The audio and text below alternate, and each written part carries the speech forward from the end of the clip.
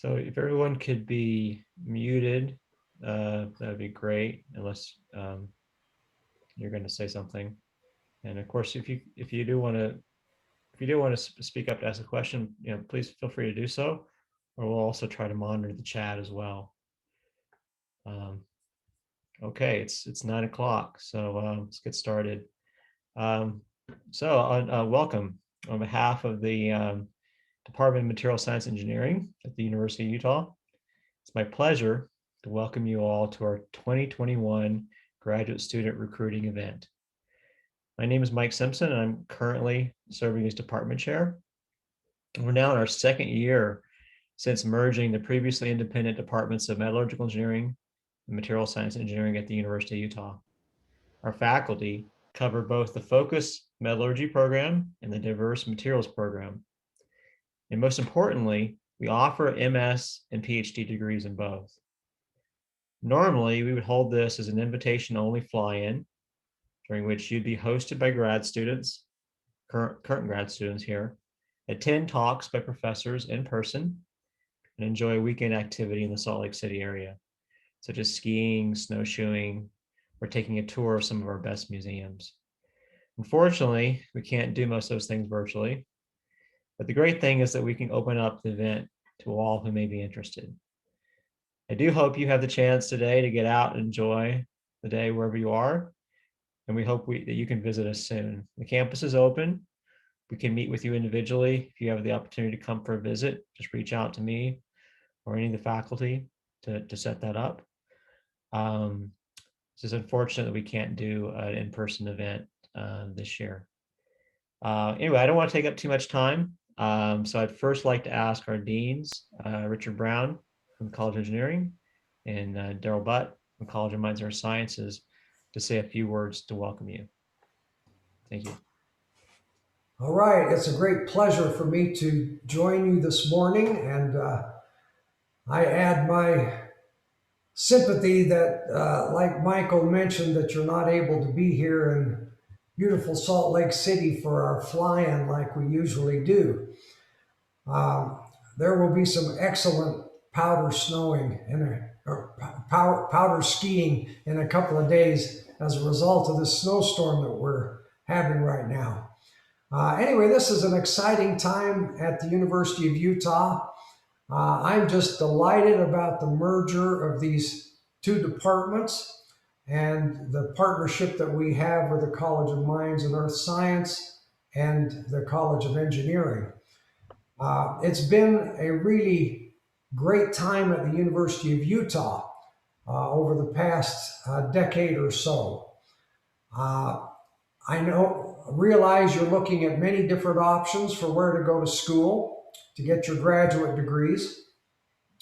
I'll just mention that, what's it been? Probably 8 years ago now, the University of Utah was invited to join the Pac-12, which is not only an athletic conference, it's an academic conference. We have regular meetings with the deans of these other schools in the Pac-12, and it's very good company to be part of. And then just over a year ago, the University of Utah was invited to join the AAU, which is a very exclusive group of universities. There are only 65 members, and they are the top research universities in the country. And I will say that our metrics place us well up within the AAU universities. It's a very unusual event when they invite a new university to join. But the University of Utah has over $600 million of awards, research awards per year, and it's a great research institution. So the other thing I'll say is that at the University of Utah, there has been tremendous growth in the engineering side of campus.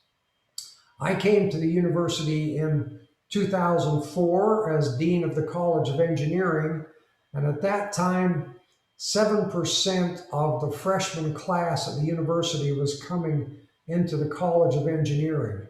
That has grown to over 23%. So the university is really becoming an engineering university, which is wonderful. Some of the characteristics, and again, I wish you could be here to see them firsthand, but we have a great faculty. We have nearly doubled the number of faculty in the College of Engineering since I've been here, which means that our faculty tends to be a little younger than it is in many colleges of engineering, but we have hired spectacular young faculty. Our facilities tend to be newer than they are many places. We have a great equipment set. We had a program called U-Star that allowed us to bring in a lot of really great equipment. We have a new nanofabrication facility that has a surface analysis laboratory as well as the clean room, and it is chock full of great equipment. But laboratories throughout the MSE department and research laboratories, we have very good equipment. Another thing that I think distinguishes the University of Utah is there is a real sense of collaboration here. You'll find that many of the faculty members within the department, between departments, and even reaching out to other colleges collaborate on research projects. We have a very strong medical school here, and there's a lot of research interaction between engineering and medicine. As we've grown in engineering, we have needed more good PhD students. Again, when I came to the university, we were doing about $30 million a year in externally funded research. That has grown to over $97 million a year. So obviously we need a lot more students to carry out that research. We have now more than 700 PhD students in the College of Engineering. I'll mention just a couple of things about life in Salt Lake City. It's actually a great place to be. We hope that you'll focus on your studies, but we don't want you to be just one-dimensional people. This is a wonderful place for outdoor activities. We have 5 national parks, 6 major ski resorts within 40 minutes of campus. National Geographic listed Salt Lake City as the #1 hiking city in North America. There are all kinds of outdoor activities, rock climbing, whatever. The city is also a wonderful cultural place. We have great symphony, ballet, lots of musical theater, other kinds of theater. It's a big enough metropolis that all of the big performing groups come through here. Another thing I'll mention about the university, and really the area in general, is that it's a very entrepreneurial place. A couple of years ago, a group called the Milken Institute did an analysis of all of the universities in North America in terms of how good they were at commercializing research results. The Milken Institute is a Southern California think tank that's focused on free market issues. They concluded that the University of Utah was the #1 university in North America for commercialization. And indeed, there is a lot of commercialization that goes on here. Since 2006, the College of Engineering has spun out 84 startup companies. We're in very good company in terms of how many licenses are executed, how many invention disclosures, how many patents are issued, and so on. So if you have any interest in possibly being entrepreneurial, this is a great environment in which to do that. In fact, we have an engineering entrepreneurship certificate that you can get as a graduate student that gives you the background in business, law, technical communications, and so on that would put you in a good position to be involved in a new venture. Uh, the university has many notable alumni and accomplishments. Just to give you a few little trivia items, you may know that the University of Utah was the fourth node on the ARPANET, which became the internet. The first digital recordings of sound were done by one of our faculty that led to all of the digital music that we enjoy these days. A couple of our faculty, Dave Evans and Tom Stockham, or Dave Evans and Ivan Sutherland, rather, were pioneers of computer graphics. One of our alums, Ed Catmull, founded Pixar. I'd be willing to bet that some of you grew up watching Pixar movies. That is a direct follow on from the computer graphics work that was done here. Willem Kolff, one of our faculty, was the father of artificial organs. He did the first artificial kidney. The first artificial heart that was implanted in a human was done here at the University of Utah. I could go on and on. There are a lot of these accomplishments. But what's most important to you is what your experience would be here. And I can tell you that you will get a lot more faculty attention and personalized support here than you would get at many other places I'm familiar with. So, one of the things you're missing if you were here would be that personal interaction with faculty. I hope you can get enough of that over Zoom today to get the feeling that faculty members really are interested in you as an individual and they have exciting research projects for you to work on.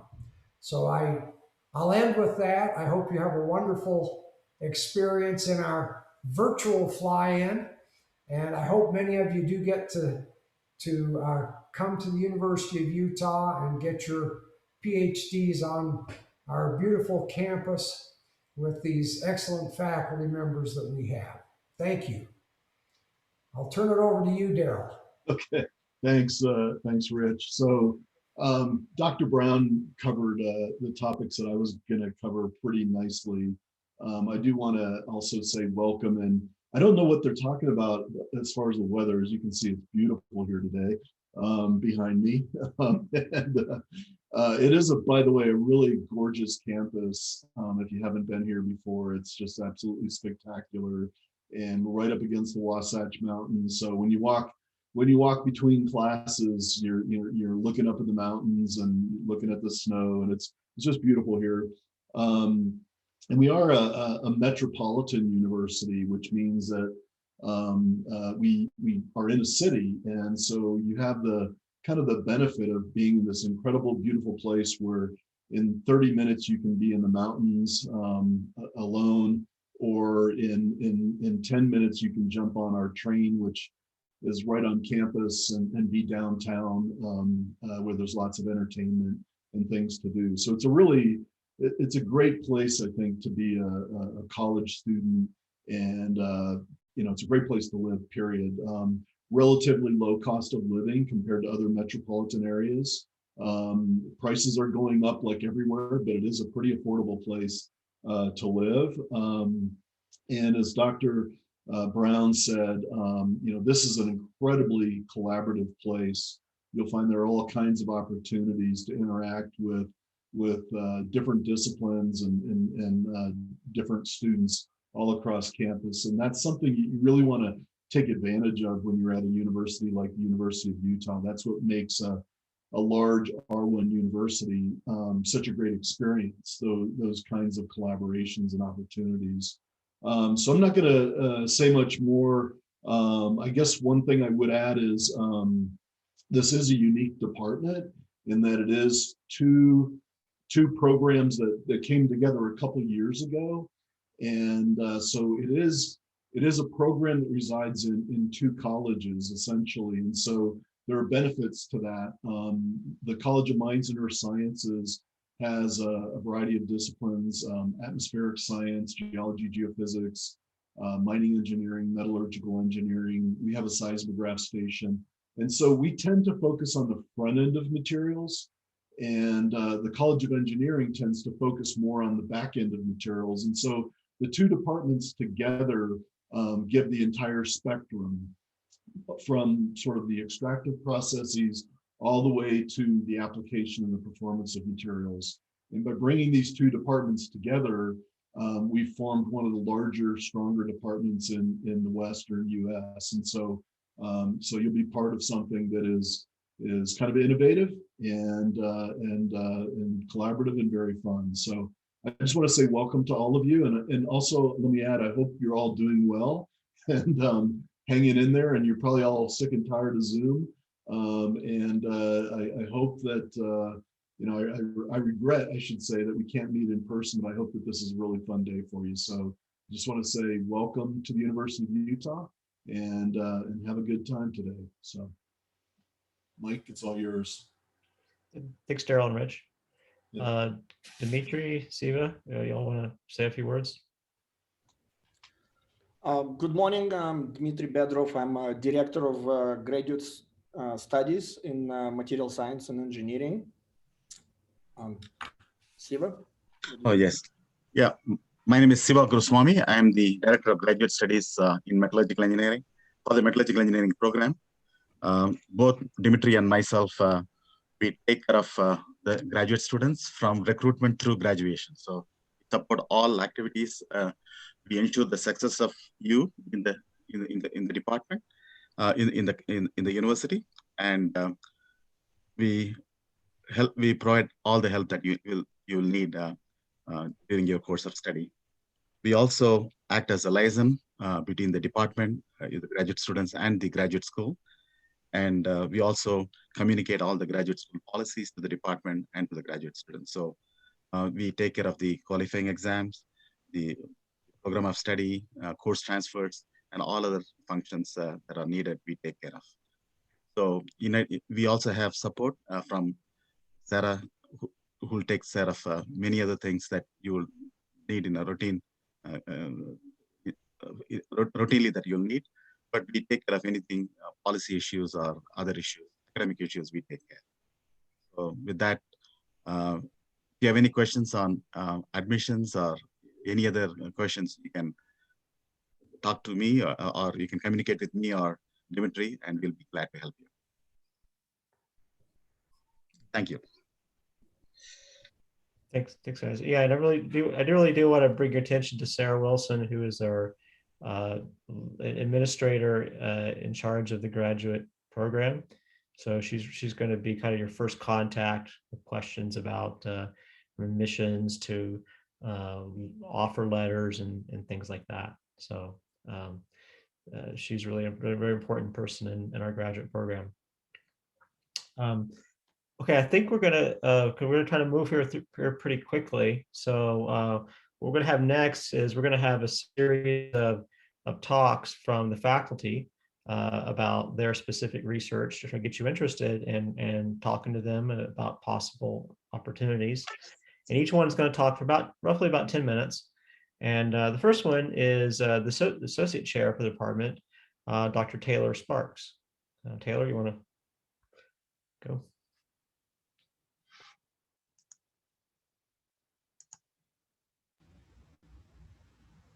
Okay, just shared my screen. So I've got a few slides I'll walk through. Thanks for the introduction. I am so excited to see you all here today. I've seen a bunch of you already over my Zoom calls in the last couple of weeks. If I haven't had a chance to talk with you yet, I'm looking forward to meeting you today. Reminder that the fact that you're going to have some Zoom breakout time in the afternoon, for me, that's from 12 to 2 and from 3 to 4. And I'll remind you the link at the end of my slides. But, you know, we're all talking about the snow, and the snow is great. I was out skiing this morning and it was amazing. We got 2 feet of powder right at my house. It's unreal. But the summer is also a really great time to be in Utah. We have beautiful canyons. These are 3.5 hours away. So this is my research group, at least as of last year. We like to get out and do lots of great things in these surrounding areas, in addition to doing really great research. I'll point out that my own research group has received funding from loads of different places. We are a very multifaceted research group. We do experiment, we do machine learning, we do computation a little bit. We do it all, and about half of our funding has come from industry. So you'll notice lots of industry sponsors here: Rio Tinto, Northrop Grumman, Ultradan. I'm going to talk about one of their projects today. So we receive funding from lots of different areas, and people in our group are exposed to a very, very broad smattering of topics in material science. I myself have published in lots of different areas, right? So this is a bubble plot I made. It's now 2 years old. I need to update it, but the size of the bubble correlates to how many publications there are in these different areas. So you can see that the main thing that our group does is materials informatics, which I'll talk about in a moment, but we're interested in doing lots of other things, from biomaterials to thermal conductivity to all over the place. And so I think by joining a group like ours, you'll be exposed to lots of things, because every group meeting, you might realize, hey, someone's going to talk about, you know, electrochemistry today, and next week it might be magnetism, right? Okay. And we do that by collaborating with people all across the country, great people that do, you know, the best work happening out there right now. We try and strive to work with those people, to write grants with them, to publish with them, which I think will be valuable to you as an incoming student, because I think we have a pretty good network that we've put together. Okay, what are we excited about in our group? In my group, we are interested not just in incremental discovery of sort of known materials. We want to push the envelope into new materials. I've shown here a bunch of materials, and there's something that these all have in common. And if you start noticing them, you might be able to realize it. What these have in common is that all of these materials were discovered by accident, right? Play-Doh, shatterproof glass, the high temperature superconductors, that's not quite an accident, but the vast majorities were discovered unintentionally, or at least it was very surprising when they were discovered. And yet these are materials that are all around us: Velcro, Teflon, my gosh, like all around us. These were largely accidental discoveries. And so the problem that we face with material science is that we need more of these discoveries. But right now we're relying on sort of trial and error, and we're looking at known materials, and we don't have a great vehicle to look at totally new materials. And that's what we're trying to develop in our group using materials informatics. So as of 5 years ago, the company called Gartner, they released what's called the hype cycle, where new and emerging technologies get plotted. And sure enough, once something gets triggered, it gets really inflated, where people are going to think that it's going to solve all of the things. And then we realize it's hard. And only after a while do we get sort of good at it. So machine learning was at the peak of this chart in 2016. And they thought within 2 to 5 years, it would become useful. And now machine learning is absolutely everywhere, and it is really useful, but it still has some challenges that it faces from applying it to a material science perspective, which I'll describe in a moment. I still think it's really important to investigate it. Take a look at this. These are just some of the technologies that I care about plotted over time. And you can see that that's a log plot on the y-axis. So the number of publications is just exploding in all these fields. And I don't know about you, but I'm not reading 10,000 papers a year, even in one field, right? Let alone several of these. So there's this enormous amount of data that we're generating that we're not taking advantage of. And that's the opportunity for machine learning, is to take advantage of this data to then help us make predictions of what might be better materials. And we do this all the time around us. I can hear my daughter out there listening to Netflix right now, and it knows what show she's going to want to watch because it's kept track of what she's watched in the past, right? That's the concept behind materials informatics, but applied to materials. If we know what has worked for certain applications, maybe we can now predict new materials where it ought to work as well. So this was put forward in the 2011 Materials Genome Initiative by the Obama White House, which is coming up on its 10th anniversary this year. So this is a new field for material science. It's not often that you're doing something that's only been the last 10 years that we've been looking at it. It's made leaps and bounds and went from being something that people rolled their eyes at to now something that's actually delivering new results. That said, that doesn't mean that we're done. There's a lot more that we can do here, right? For example, if you take some of the tools out there that exist for machine learning, like traditional machine learning done at Google or Netflix or whatever, they doesn't exactly match what we're trying to do in material science. Take like data size, where they might have millions of data points. We are typically dealing with small data sets, sometimes 100 or less, right? If you look at the task, what they want to find is the average. If there's an average response, they want to learn that average response, but we want to discover the things that break the rules, the extreme cases, the highest, the lowest, the strongest, the weakest, right? That's what we're looking for. When you look at how they go about their tasks, they rely on feature-free engineering, but because we have small data sets, we have to do what's called feature engineering, meaning you can't just be somebody who doesn't understand the background in material science. You're going to use that background to help you do machine learning better through feature engineering. Uncertainty quantification is important for us because if I have a grad student and I tell them to go try something in the lab, that might take a month or something of their time. And so it would be useful to know if that had a chance at all of being successful. So we want to know the uncertainty there. And then the interpretability. Material science is based on this idea of connecting materials, processing, structure with the properties. So those linkages are the heart of our discipline. If we have a tool that can predict materials but doesn't let us examine those linkages, God, we've lost out on some science, haven't we? And so, so what we're trying to do in our group is, we've used the best machine learning tools out there, and they weren't quite good enough for everything that we want it to do. So what we're doing now is we are building a lot of our own tools that allow us to do machine learning better in the context of material science. So here's the 3 areas where I'm going to be hiring students for this fall. I have a sponsor from industry called Ultradent Products. I have a sponsor from the Department of Defense, and then I have a sponsor from the National Science Foundation. So here's the first one. It's Ultradent Products. Ultradent is a company here in the Valley. It's a wonderful dental company. It's a really big one. They provide, if you've had a filling in your mouth, there's a decent chance it's an Ultradent filling in your mouth, which is pretty wild. They make all sorts of products, from the UV lights for bleaching your teeth to the actual filling materials. And what they have realized, they've come to realize that they are generating a massive amount of data and they're not using it. And they said, this seems crazy. We want to get on board with using materials informatics in our development process. So they have sponsored a PhD student to work on this. They really want a student that will stay on at the company after the student graduates. They see this as workforce development. So if that's not you, if you don't see yourself working in Salt Lake City at a really great dental company, this might not be the best fit for you, but that's what they've asked for. I think it's going to be a great project. I've met with them multiple times. You have a whole company gathering data for you, and you'll be gathering some data, but primarily providing the materials informatics expertise on this one. It looks pretty good. Our next project has to do with high temperature refractory alloys. You're all material scientists are probably familiar with some of the amazing things that material science has delivered, including high temperature nickel superalloys. These things are incredible, but we are pushing them like beyond where they were ever meant to go. We're running these, if you didn't have the thermal barrier coating and the active cooling, these are actually running at temperatures above their melting point and they would be not functioning. So we've already pushed them sort of beyond what is reasonable. And the next generation of high temperature alloys for these turbine engines is gonna have to be just a higher melting point material. So there's a Department of Defense grant called Ultimate where they're actually calling for radical new ideas for new alloys. One of the things that we've put forward with Ravi, who's gonna be on this call, I think you're gonna hear from him in a moment, is looking at niobium alloys. Specifically, we're going to use a data-driven materials informatics approach, where again, there's a gazillion and one chemical compositions out there. So what we're going to do is we're going to use features that come primarily from thermodynamic databases, things like diffusion coefficients, solubility limits, melting points, whether or not there's multiple phases. We're going to predict a bunch of candidates where it looks like they're going to be candidates for having the right temperature range and the right strength because there's multiple phases present. And then we're going to do a subsequent model where we're actually going to try to predict the materials that have the best, say, creep resistance or yield strength. We're going to rank those and we're going to go out and actually make these things. So this should be a really cool beginning to end approach for an example of materials informatics on niobium alloys. Then the last area, oh, and by the way, on that one, the project is set to start very soon. So it would be ideal if a student on that one could start earlier than the fall, but we might be able to be flexible. Then the last one is going beyond screening for materials to discovery. So if you come up here, they always draw, this is very common to see these sort of filters, like these funnels. You start out with lots of things and you start screening it down. And instead of using expensive computations, you use inexpensive machine learning predictions.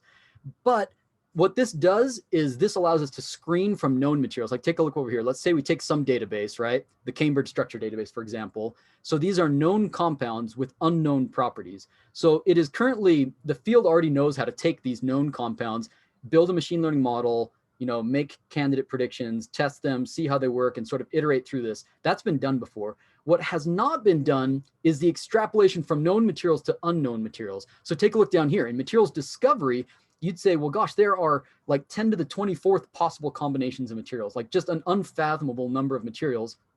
So these are unknown compounds. Nobody's made it before. So we don't even know what the compound is, let alone what its properties are.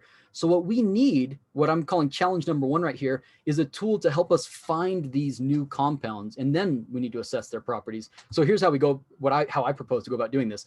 In the field of data science, there's been really a big revolution lately with the coming aboard of what are called GANs, generative adversarial neural networks. So you can see that you can generate faces using prompts, using filters.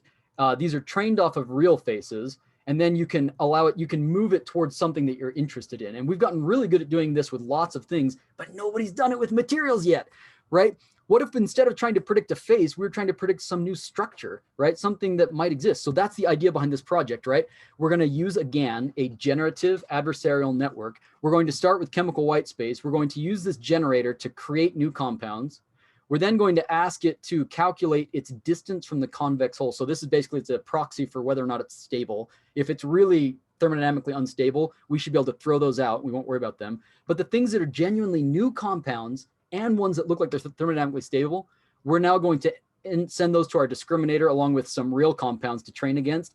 And as the discriminator gets better and better at figuring out the real from the fake, the generator has to get better and better at producing fakes. And so these both learn from one another. And at the end, it's going to spit out crystal structures that I want to show it to my chemist colleagues, and they'll say, yeah, that looks like a real compound, is it not? And that's what we're after, because then we can go make those things and actually try and discover new materials. So I don't know how I'm doing on time. I probably need to wrap it up. But we have a couple other things. We're trying to discover materials away from known families, right? Let's imagine you've got a bunch of known families of materials. This is pretty common. In any given field, there's clusters of known materials. So a new prediction from a machine learning might be really close to a known family, like this one, candidate 2 is really close to this teal family. So it might just be like a near neighbor.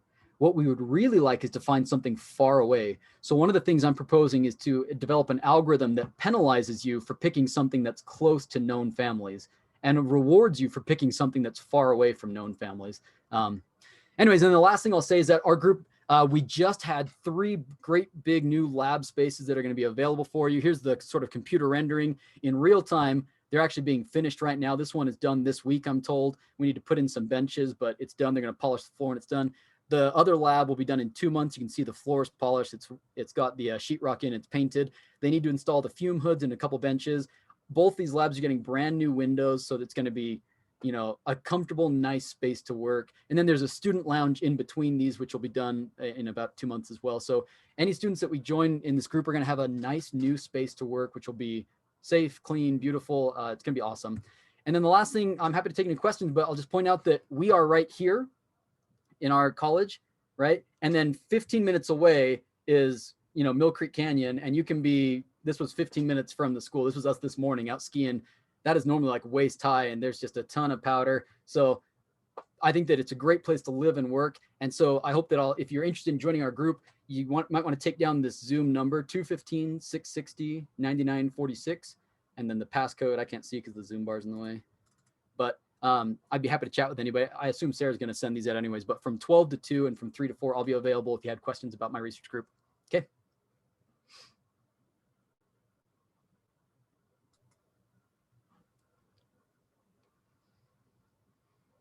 Thanks, Taylor. I think Fang is next. Yes.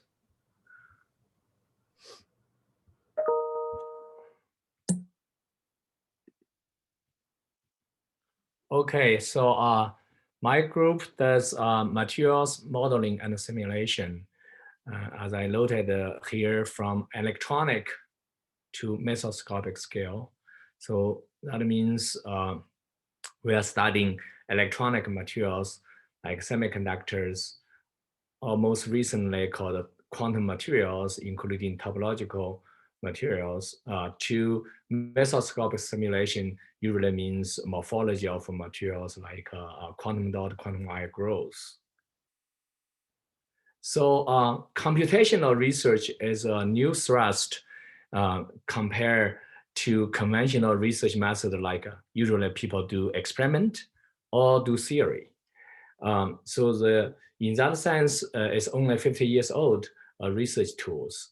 But it's developing the most rapidly, as just Taylor mentioned, the most recent development in the computational research thrust is the method of machine learning. So the reason driving the computational research in recent years is basically the development of computers. So here I basically show what has been done, has been developed in the last half century. So in the early 1960s, for example, if you have the largest computer in the whole world, you can solve the Newtonian equation by a computer with only about less than 100 atoms. So that's all you can do. And however, this has been grow exponentially. As you can see, nowadays, if I want to solve a Newtonian equation, like F equal to ma, basically called molecular dynamics simulation, you can run 10 to the lines of atoms or even more with the computing power developed in along the way. So this makes the computational research, especially modeling and the simulation of materials, become a more and more powerful tool. And the field has been also growing on the same pace. Okay. So in general, the mission of doing computational material science and our research is to explore various materials properties by computational modeling and simulation. You need a computer, and nowadays these computers are more available. What you can modeling and simulation on your home laptop is like 50 years ago the most powerful supercomputer in the whole world.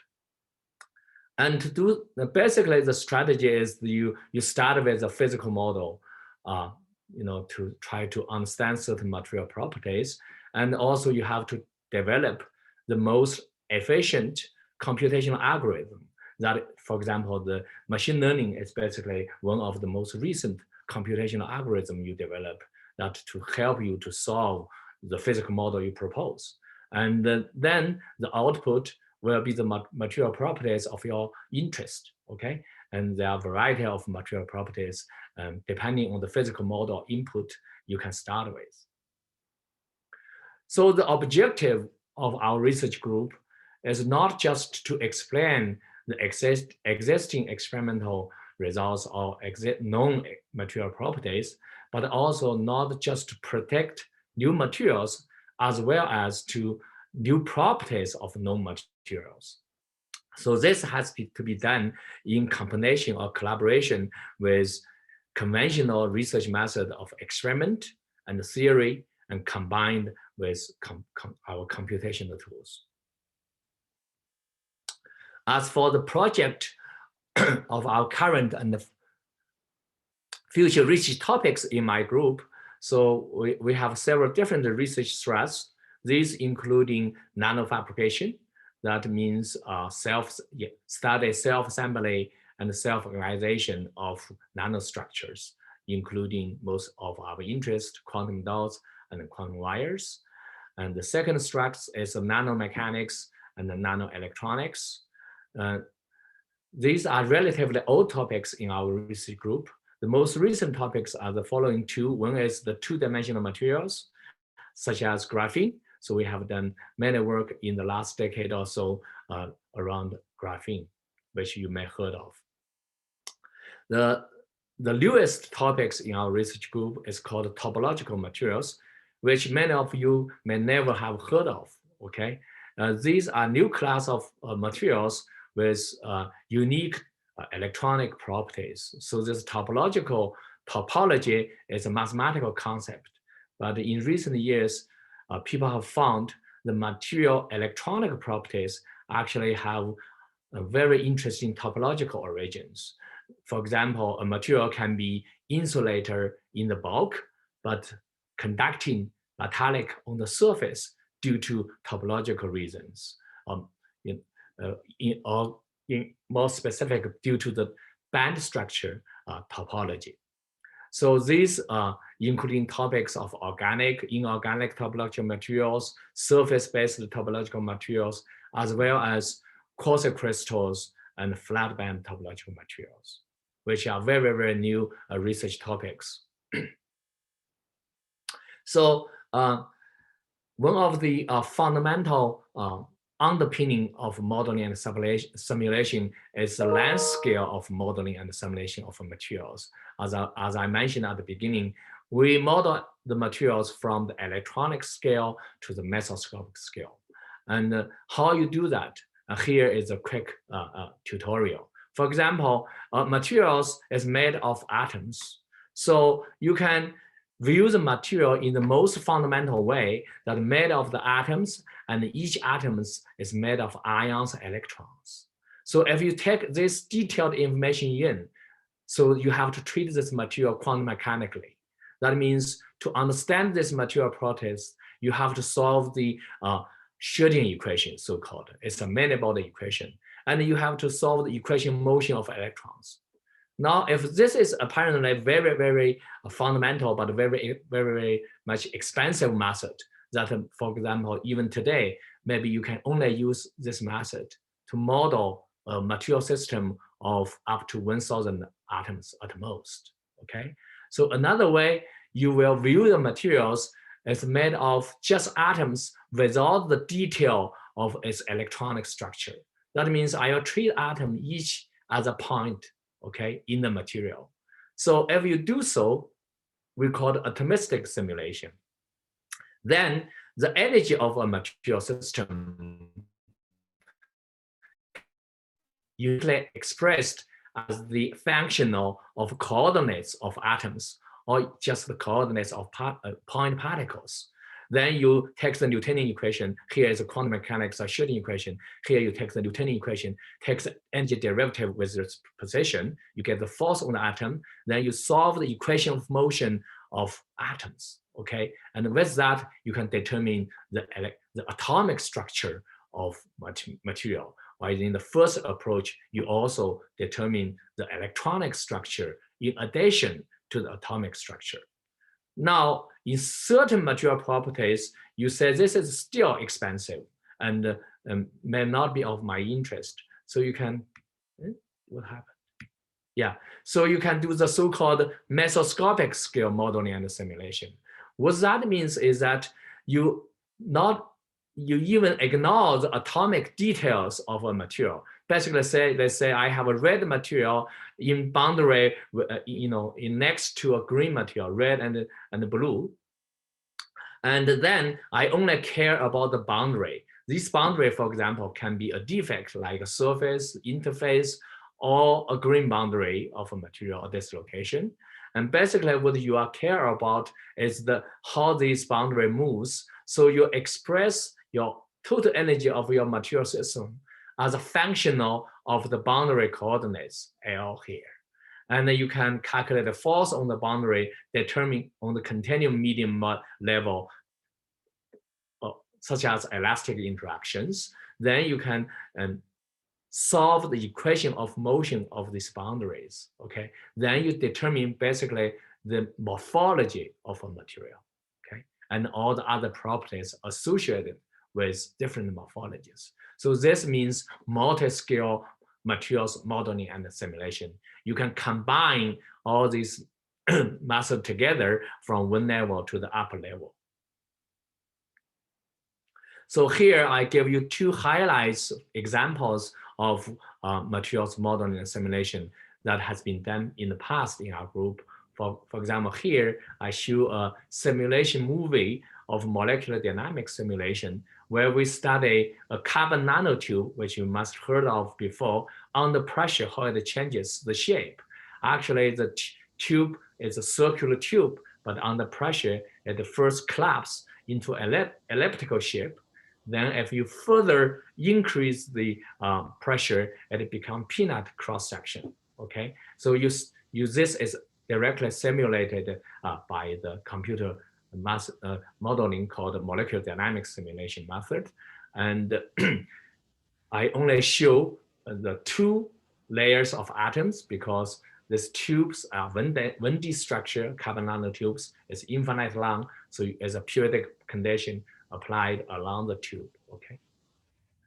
Another highlight of our recent research is our group is the first group in the whole world to predict the organic topological insulators. So these are structure-wise on the left is called metal organic framework. So these purple ones are metal atoms. Then you can see the benzene rings and a hydrogen network. We are the first one to predict in 2013. This material has a topological band structure, as I show on the right, and which carries a so-called helical edge conductance. That means the electrons, the spin up electrons flow on the right, then the spin down electron flow to the left. That give you a fundamental mechanism to do new spintronics materials. So another highlight is we predict the first topological material in junction with superconductors. And this is the publication paper we published in Nature Materials a few years back, which is a cover article of that material, Nature Material issue. So it's a very high impact work. So that's basically what we do. If you want to learn more details, you can join my Zoom meeting this afternoon, and Sarah have sent out the information of the passcode. And basically, I have one or two openings for graduate student in the fall, and which are supported by a Department of Energy related to work I described now. So that's it. Yeah. Thanks, Fang. Ravi, are you ready? Yes, Mike. Let me upload.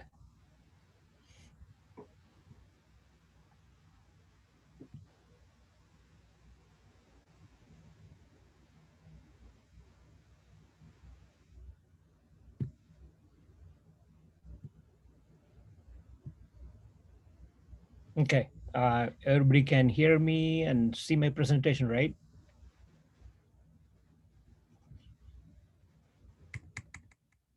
Okay. Mike, can you hear me? Yep, we hear you. Okay. All right. Yeah. Sorry. Well, as our both of our deans mentioned, we have a interdisciplinary department from 2 colleges, and we have a large number of research projects by my colleagues and myself. And thanks for everybody to organizing this meet. And I'll be happy to share with you some of the research that we are doing now and we did in the past, what we hope to do in the future. I myself, I'm here from 1995, and over the years, my project has been, my research has been supported by NSF, Air Force, Department of Energy, ERE, and DARPA, as well as some private industry and state of Utah as well. And the building you see is our College of Mines and Earth Sciences building, where most of my research labs and facilities are located. So far, we can count about 25 students graduated from my group with me as supervisor or advisor. And many undergraduates also worked in my research in summer, and they work together with the graduate students and in assisting them or pursuing their own projects. Many of my students went on to gainfully employed in leading companies, including Siemens, Intel, Halliburton, IMF Flash Technologies here in Utah, Oak Ridge, John Deere, McDermott, as well as United Technologies and Pratt & Whitney. And 3 or 4 went on to faculty members abroad. And more recently, one became a faculty member in University of New Mexico, Albuquerque. And interestingly, one of my students probably got tired of material science and went on to produce movies in Hollywood. He's actually actor now in a small budget movies. And he was telling me about his success or trying to get success. All right, so what do we do work on in my group? We work on alloy design. It's largely a physical metallurgy based endeavor. You synthesize new compositions, make new materials, new metallic materials for various applications. transportation, energy, aerospace, energy production, and so on and so forth.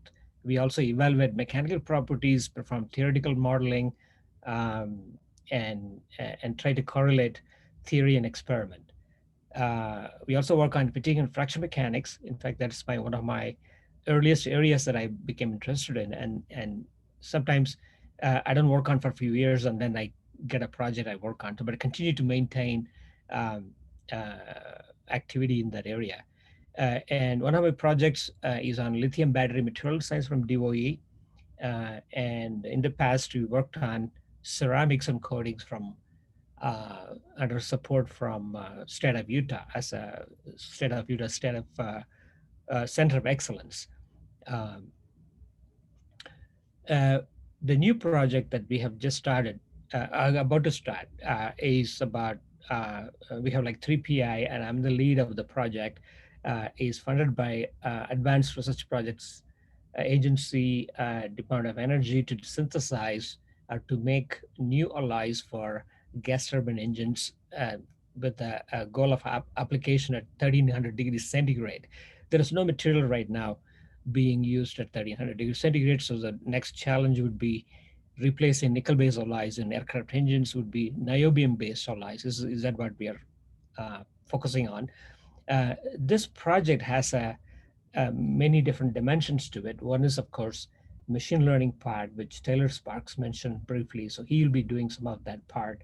And my role is the other two, is to integrate machine learning and phase diagram, thermodynamics and phase diagram information to be able to process and make the alloys in big quantities and a scale up for industrial production. We also have to demonstrate whether these alloys are capable of surviving really nasty environment in gas turbines like 1300 degrees centigrade. So this will be a lot of research. We are one of the 7 teams funded nationally, so there'll be a lot of, I think it's a 4-year project. There'll be national symposia trying to have everybody meet and share their results. But some of this is going to start, the project is going to start in March, but will go on for 4 years. This project is actually a genesis of some of our previous work we did for NSF for 4 or 5 years. Again, there was a large project with the collaboration with the University of Illinois Urbana-Champaign. What we did there was to make titanium, multi-class titanium materials. I mean, you can make most of you are metallurgy students or material science students, so I'm sure you can follow what I'm talking about. I'll make it very general, but nevertheless, we made a titanium alloys and titanium boride ceramides and ceramics. So these are all different material classes you probably heard, and they all have different application domains. So how to synthesize all that from a common materials genome idea is what we proposed, and we succeeded in making some of these materials. And what we made, how we made it was by what's called the electric field activated sintering, which is also known as spark plasma sintering, where you mix powders of different proportions of the chemistry you want to make, and you put it in a die and zap with very high current. It's not dangerous, but it's all protected, and the safety systems are in place. But you can fuse the metal particles to be able to make a solid alloy, which would otherwise require melting very expensive furnaces to melt at very high temperatures and so on. So we are avoiding that by taking the powder processing route. Some years ago, my main activity as a part of a Utah State Center of Excellence, we were selected as a State Center of Excellence, where a company, Arthur Development Corporation, co-funded with the state to develop some of the materials that we are still pursuing. These are about coatings for gears, titanium gears, for example. We hear about steel gears, but we don't hear about titanium gears because titanium has a poor surface property, poor surface hardness. So what is the material science we can do here is to engineer new novel coating techniques to make it harder on the surface and more wear resistant. So we succeeded some of that. We have a couple of patents in that area, and we've been trying to engage in some commercialization activities to license these technologies. We also made, for the first time, I guess, the bulk nanoceramic, where the titanium boride can be grown inside as like a nanoscale um, whiskers that grow and integrate like a log jam structure, fully dense. And you can create it in one step by the processing, the electric field activated sintering process that I mentioned about. More details, of course, you can contact me by email or through Sarah. I'll be happy to share you, but I'm just going to give you the kind of bird's eye view of what we do. We were also engaged in what's computational modeling of elastic constants of new compounds that are hard to synthesize. One of them is titanium tritanium tetraboride, Ta3B4, which is very hard to synthesize. But if you could synthesize it, it has a very high hardness and stiffness. So it's of interest to ceramics people, or people who want to make ball bearings or materials for really nasty environments, because these materials are stable at very high temperatures. And you can do this by what's called density functional theory. And so we have some methods we developed to be able to calculate elastic constants in crystals that are not possible to synthesize quickly. We also did some work. This is not active now, but I do so like a side project whenever I get a chance to make titanium components, low-cost titanium components by powder manufacturing, powder metallurgy-based manufacturing, where you take titanium hydride powders, compact them, cook them at high temperature, remove the hydrogen. So this process, by some interesting metallurgy, enables to form these cigar type materials. The cigars are made in our lab, but you can make in big piece. And if you can make it cheaply, then next generation cars will have them as their crankshafts and other components in the cars. I'm going to skip this for a lot of time. Another project that one of my master's students worked on is to make cellular structures for implants, where you probably heard about tetrahedron. It's a 14-sided polygon.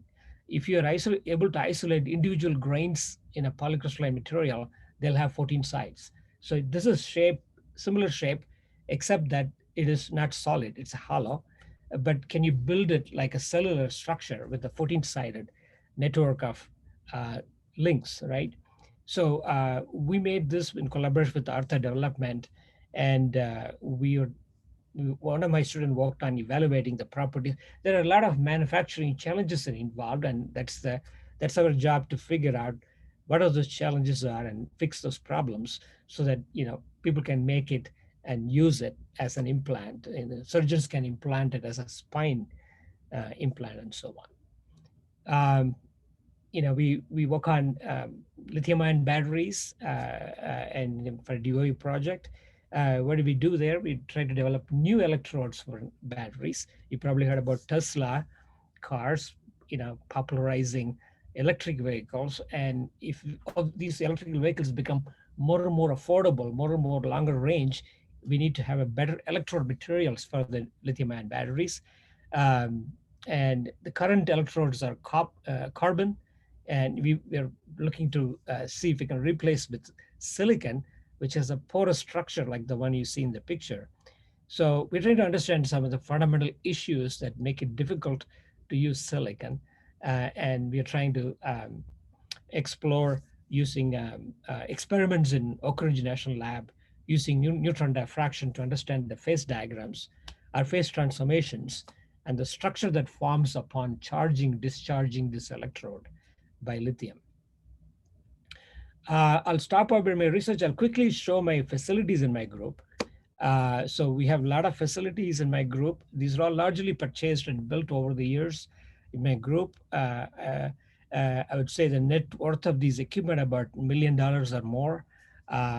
And we have this high pressure computer-controlled high-pressure tension or compression testing units where you can program and conduct any kind of mechanical test that you want to do. So because we are interested in making alloys, evaluating properties, we have to test them at low temperature, high temperatures. So we have furnaces that go on into these machines, uh, are, uh, are just cells where we can compress materials at very high pressure, something like 500,000 pounds, right? 500,000 pounds can be applied to consolidate materials, or you can heat like the one shown on the bottom right. You can heat by an induction heating to the to the temperature environment that you find in gas turbine engines and so on, and test the strength properties of these materials. Here's some of the digital microscopes, mounting presses, and yeah, tribometer that we built ourselves here with the local machine shop. And also we built a ballistics testing machine, because some of the ceramics I talked to you about, nano ceramic, we have interest in developing them into armor materials for soldiers, where they have little pieces of tiles that they wear in the Kevlar jacket that protects them from bullets.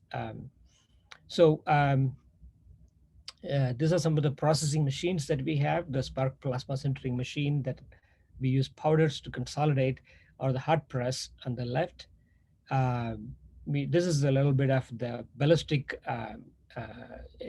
device we have. We built ourselves.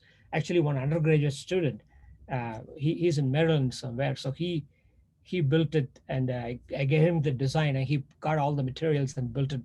And so we can actually shoot, um, shoot like using a rifle, something like a deer hunting rifle, about 0.3 caliber bullets to steel or aluminum or the material we are developing, and find out whether they resist ballistically, they are good, stop the bullet. Sometimes we find materials, they exhibit what's called mechanoluminescence. That means you hit them with the high impact projectile, they actually explode. I mean, not explosion like in a bomb, but more like a controlled explosion, where when these materials fragment, the separation of atoms across the surfaces create light emission. So that's what we call mechanoluminescence during this impact. So it has some interesting connections to what would be a better material for our armor and so on. So we are pursuing some of that stuff. We have a lab with the glove boxes to study the battery usage, battery electrodes in our research. And I'm going to stop here, I just in the interest of time. But if any of you are interested, please contact me by email or through Sarah or through our chair, Dr. Simpson. We'll be happy to connect with you and see if we can have opportunities for you here. Thank you for your time. Thanks, Ravi. I think Dimitri is next. Ravi, can you stop sharing the? Oh, I'm sorry. Hang on a second.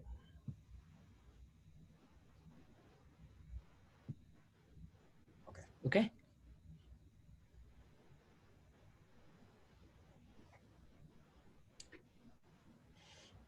Okay. Good morning. I'm Dmitry Bedrov, and my group does multi-scale modeling of materials. Professor Liu already introduced you a little bit about of concepts of modeling. And we, in my group, we're going all the way from atomistic and ab initio scales all the way to continuum level modeling. On atomistic scales, we are limited to very small time scales like picoseconds, nanoseconds, and nanometer scales.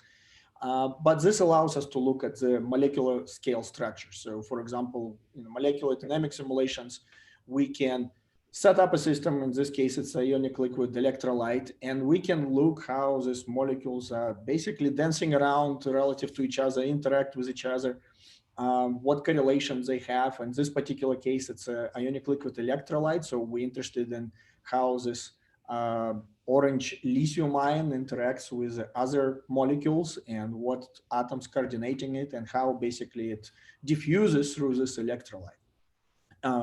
And all this information we can get by looking at atomistic molecular dynamic simulations. But it's expensive, computationally expensive. It's also limited in terms of length and time scales. So we use other methodologies, also coarse grain simulations, and all the way to continuum level, where we can get to the device scale. So for example, on the right, you see a continuum level simulation of the silicon nanopillar. So something which Ravi was just talking about, a material for lithium-ion battery, which can store a lot of lithium, but during charging and lithiation of this material, it expands basically by 300%. And of course, accommodating something in your battery which expands and contracts 300% every cycle is a big engineering challenge. So we're trying to cover all the scales. We're trying to bridge the scales, how we pass information from one scale to another and backwards. And we apply to different materials and systems. So I'll just give you a couple examples. So ongoing projects, we have a lot of work doing on lithium-ion batteries funded by Department of Defense and Department of Energy. Polymer membranes for fuel cell applications, so it's another energy-related materials.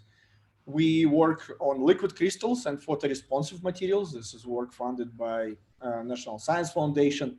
And also a new project, we have a self-assembly of fluorinated surfactants. And I'll very briefly touch on those projects. So novel materials and interfaces for lithium-ion batteries. There are a lot of components in the lithium-ion batteries which need advanced materials, solid electrolyte interfaces, SCI, which a layer which forms between the electrolyte and electrode. And on one hand, it's a layer of byproducts of electrolyte decomposition, which protects electrolyte from further decomposition. So it forms on a very few first cycles, but at the same time, it creates additional barrier for ions to go in and out of the electrodes. And there is a lot of research going on in trying to design this solid electrolyte interfaces that at the same, they fulfill this dual role of protecting electrolyte and at the same time not creating an extra barrier for it. And particularly, this is important for silicon electrodes, which expand significantly, as I mentioned, 300%. So when they expand, whatever layer or whatever film is forming of this SCI on the surface of this silicon electrodes is destroyed when it expands by 300%. Solid polymer electrolytes, people want to go to something which is not leaking out of the battery, so not as volatile and not as hazardous, flame hazards, like you've probably seen a lot of YouTube videos when the battery goes on fire. So if you go to solid polymer electrolytes batteries, then there is nothing to leak, there is nothing really to evaporate, and less chances to catch on fire. And I mentioned silicon-based nanostructured electrodes. So those pictures which are showing here, basically just a snapshot showing we're looking at different polymer designs. I mean, some of those are very complicated supramolecular architectures. Some of them are more conventional sort of polymer backbone with some functional groups which would favorably coordinate lithium ion and facilitate lithium conduction through the medium. What we do is then we set up a system which is representative, maybe few nanometers wide chunk of system, and we monitor then how this lithium ions moving through the system. And one example, for example, we did it for polymer gel electrolytes, and now collaborators with from Germany, which were chemically synthesizing and testing these materials. And basically we're finding that the performance in terms of lithium conductivity of this polymer gel electrolyte was comparable to other materials in this class of materials. And when we did the simulations, we basically were able to determine that there are small groups, those linkages basically, which chemists use just for convenience of growing the polymers. They don't really have any functionality. It's just a linkage, convenient linkage in a synthesis. But those small groups were actually big trapping holes for the lithium ions. They had strong interaction with lithium, and they were holding those lithium ions for a long time, and therefore reducing the conductivity significantly. So when we looked at this and discovered from simulations and suggested some alternative, they did it and basically were able to increase the conductivity by 6 times. And now this is the highest conductivity for this class of materials, which has been designed for the battery with polymer gel electrolytes. Another project I mentioned is the materials for capturing of fluorinated surfactants from water. Every couple of weeks, you see some national news discussing the contamination of water or environment with fluorinated surfactants. I don't know if you've seen the Dark Waters movie, I think it's 2019, which basically shows how the surfactants tremendously damage the communities around the country, well, in the one particular location. And this fluorinated surfactants, and one of those famous PFOA, has been used basically everywhere in industry. I mean, for producing Teflon, for producing many other fluorinated materials which contains fluorinated compounds. It's used in fire retardant foams. So, but at the same time, it's also chemically very, very stable and cause a lot of damage. So it accumulates in our bodies. We probably already have some of this material, each of us has in our bodies. And EPA basically put limits on, safe limits or advisory for 70 nanograms per liter. So it's a very, very small amount, which is considered to be safe. And there is a lot of concern how to take this material, which already been dumped over the last 40, 50 years into the environment, how to take it out of the water. And this is where, again, using simulations, we're trying to understand some basic physics of this substances in aqueous environments. So for example, we're trying to understand how these molecules, these fluorinated PFOA molecules, surfactants, self-assemble, for example, in water, how they affected by cross-solvents. For example, if you add ethanol to the mixture, those micelles or clusters of molecules which are forming, how they can be broken up. And the reason why this is a big concern is if you're using any conventional absorbing material, let's say you're using activated carbon to absorb these materials, they actually, these micelles very quickly block the pores on this absorbing material, and you basically it makes the absorbing material inefficient because most of the surface inside of that material is inaccessible for absorption, because you basically clog all the pores at the surface, and you're not able to absorb the surfactants.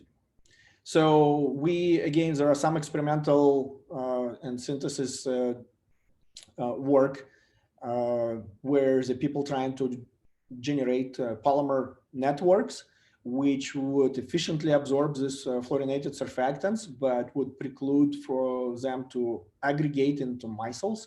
And again, using molecular simulation tools, we can look at the mechanism of absorption. We can help to design what these networks should look like. Liquid crystal materials, we've been simulating those materials for quite a while. So this is materials where they are liquids, but at the same time you have either one-dimensional or two-dimensional ordering. And one of those phases is pneumatic phase, and the regular pneumatic phase. So you usually have some polar material, so like this 5Cb molecule, which has a reasonably strong dipole moment. And a typical pneumatic material, those molecules will sort of alternate. 50% of them will go up and 50% will go down. And you're not going to have any other ordering except this orientational ordering of these molecules. Of course, that ordering gives some optical properties. This is what we use in liquid crystal displays, ability to reorient the orientation of these molecules under electric field. And Born and Debye predicted basically more than 100 years ago that materials, ferroelectric materials, ferroelectric pneumatics, where all the dipole moments are aligned in the same direction, which is energetically should be unfavorable, but they predict that they might exist. And it took basically more than 100 years to find one or to notice one. And this was the work we did with our collaborators from University of Colorado. They experimentally observed this. We did simulations and basically discovered mechanism how these materials could stabilize this alignment of all molecules or all dipoles in the same direction. So why is this important from materials science point of view? Well, the response time of these materials to electric field is about 1,000 times faster than conventional response of the regular pneumatics, which we're using in liquid crystal displays. And of course, molecular simulation help us to understand the underlying mechanisms, what makes this phase stable. So to summarize, we do multi-scale modeling where we try to couple key lengths and time scales. And as I mentioned, we start with ab initio calculations, which are very, very expensive, but very, very accurate. So we can understand the interactions between different molecules. We use classical atomistic MD simulations for which models for which we parameterize based on ab initio calculations. We can go to coarse grain molecular simulations where we represent maybe a monomer of a polymer already as a single unit. And that allows us to get to much larger lengths and time scales. And we look at continuum level modeling where we now don't resolve molecules explicitly, but we now have a continuum domains. And of course, when we do this, we have to extensively collaborate with experimentalists for validation, verification, and just, for design of the material so they can try our ideas. And as well as a lot of course, with uncertainty quantification and machine learning, as Taylor and Professor Liu has mentioned already. So if you have any questions, you're interested in our group, yeah, we will have 1 or 2 positions in the upcoming year. And we'll have a Zoom session between 2 and 3 o'clock. Thank you. Thanks, Dimitri. Joshi, are you there? Yes, I am. Okay, I'm gonna share a screen. Sure.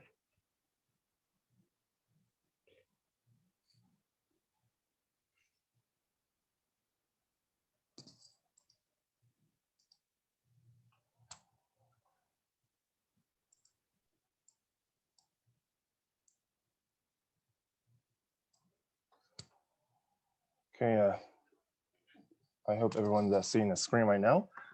This is Joshi Jim from Jan Miller's research group. Actually, I have an industrial name. A lot of my previous colleagues in industry, they don't really speak good Chinese, and Jackie Chan's really famous. So I was named Jackie Chan instead of Chan, in the industry. You can just call me Jackie.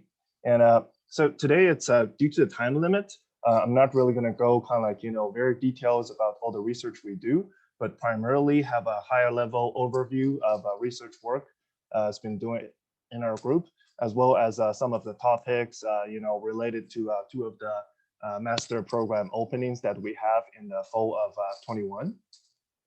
So just an introduction about the Jan Miller Research Group at the University of Utah. I know that this research group has been here since 1960s, so it's been a while. Our leader, that is Jan Miller on the left side, is a distinguished professor of metallurgy at the University of Utah, and also a member of National Academy of Engineering. So there's a research highlight down there that you can see. Next to him, we have Dr. Qianlu Ling. He's the research professor emeritus, still around. Really an expert in X-ray computed tomography and image analysis. So he will be still doing consulting and guidance to our students as well. Next, we have our research professor, Dr. Shuming Wang. He's leading our current renewable energy research, mostly on the all-solid state lithium battery, as well as a lot of the work in the surface chemistry studies. On the right side, you're seeing myself. So in addition doing a lot of the research, I made a lot of metal when I was in the industry. So you're seeing myself holding 40 pounds of gold in Colorado. So a view about some of the recent graduate students we have, just kind of like give you an idea that in the future, if you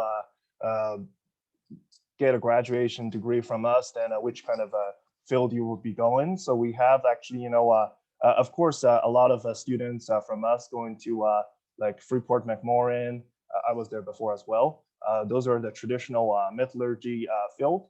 And also we have students primarily doing surface chemistry that is going to semiconductor industry like Intel and Micron, like a wet engineering, so about surface etching stuff over there. And also we do have students going to like chemicals and also higher education like myself. So this is kind of like a overview about how the students would go after graduation.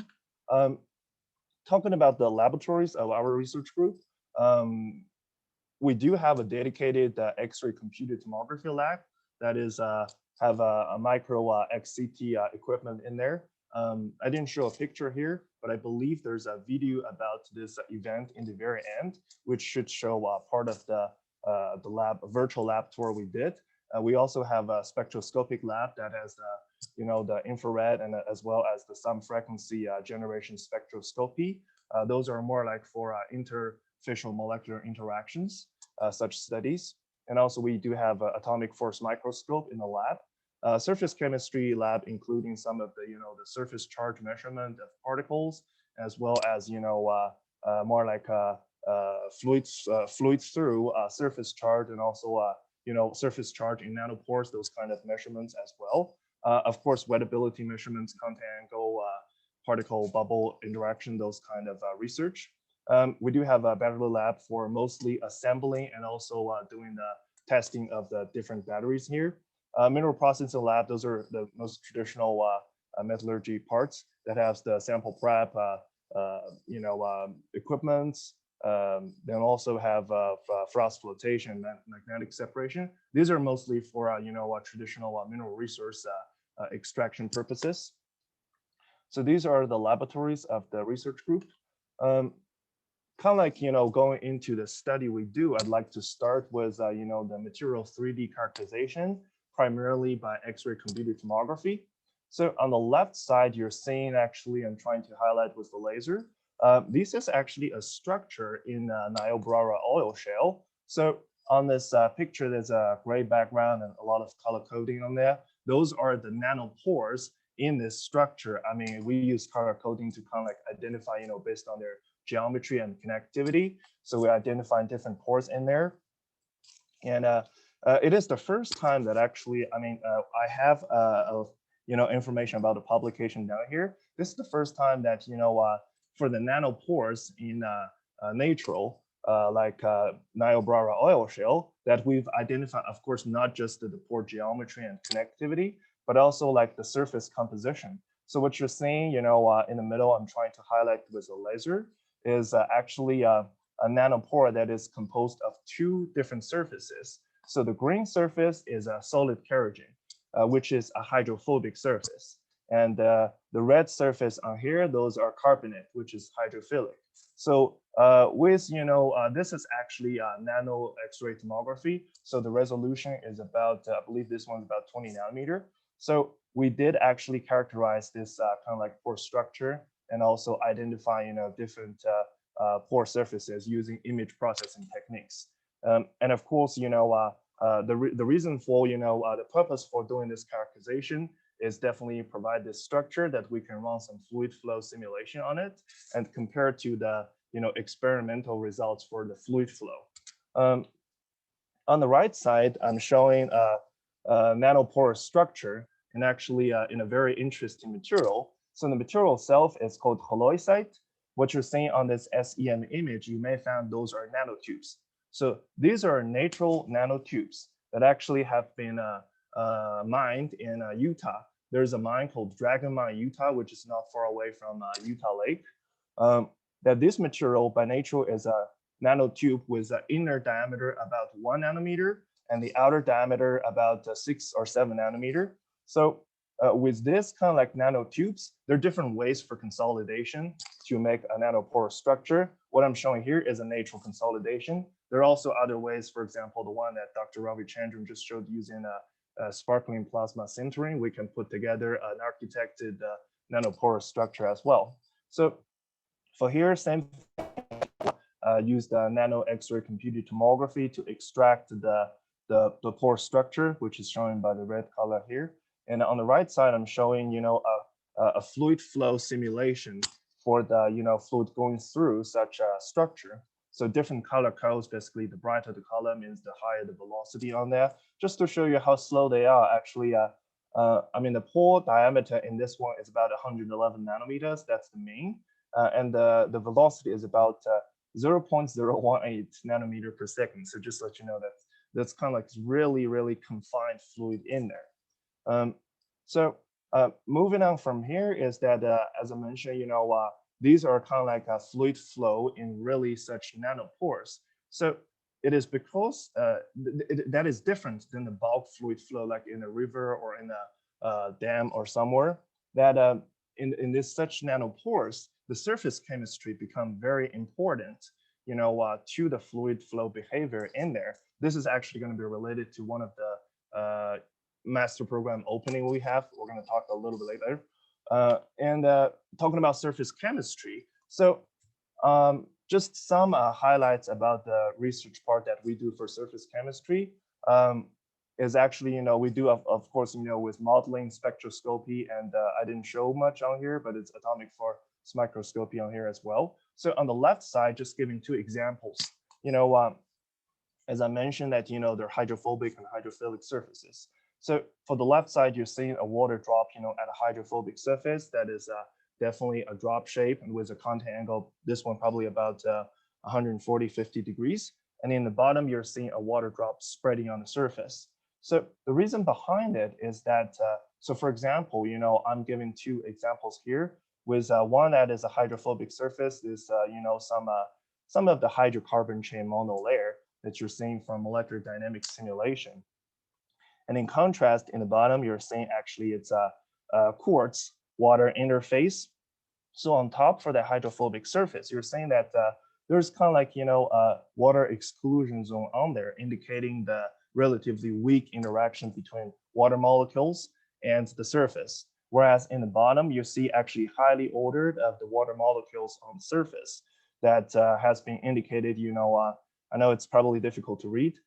These two surface figures in the middle is basically indicating kind of like, their molecular movements. Whereas, of course, if you want to do more accurately in the molecular simulation part, you go to ab initio level. And in the bottom, this is like a VASP simulation result with, water dissociation, basically indicating that a lot stronger interaction between molecules and hydrophilic surface. On the very right side, I'm showing some of the spectroscopy results. That is, about kind of like, experimental validation of the simulation results. So there, for water molecules, of course, they have hydrogen bonding with each other. So at the interface, you're going to see some like ice-like and liquid-like signals for water on there. Whereas actually for the hydrophobic surface, there's supposed to be some of this peak here called free OH. That is basically OH group of the interfacial water molecule. They're just dangling around the surface, not really have hydrogen bonding with anybody else. So that's actually kind of like, experimental simulation validation. So hope I didn't overwhelm everybody with all this detailed research. Let's talk about the two openings we have in this fall semester for a two-year master program. So the first one is actually about, it's really consistent with Dr. Bedroff just talked about, for renewable energy for the batteries. So this one here, we're looking to do research on the solid polymer electrolyte for lithium sulfur battery technology. If you remember 2 slides before, I just mentioned actually, there's a special mineral material in Utah that is called halloysite. So This halloysite nanotube, based on its special property that, the inside of the nanotube is like gibbsite. So it's aluminum hydroxide, whereas the outside of the nanotube is actually a siloxane structure. So it's kind of like the inner surface of the nanotube is polar and hydrophilic, whereas the outside of the nanotube, that is nonpolar. So it is a very unique structure. So because of this unique structure, this kind of, halloysite nanotube with, a different formulation of polymers added together, this kind of halloysite solid polymer electrolyte has very high lithium conductivity compared to others. So this will probably, significantly improve the all-state battery technology for, depends on two aspects. One is increase the energy density as much as possible. The other thing is about the safety characteristics. So those are the two major things that we would be thinking about doing this project. This project is funded by DOE, and also we have an industrial sponsor as well in Salt Lake City. So the student working with us is not just going to be kind of like, doing laboratory work over here. Eventually, we're thinking about kind of like more go for a pilot scale, definitely trying to make some breakthrough in the solid state lithium battery.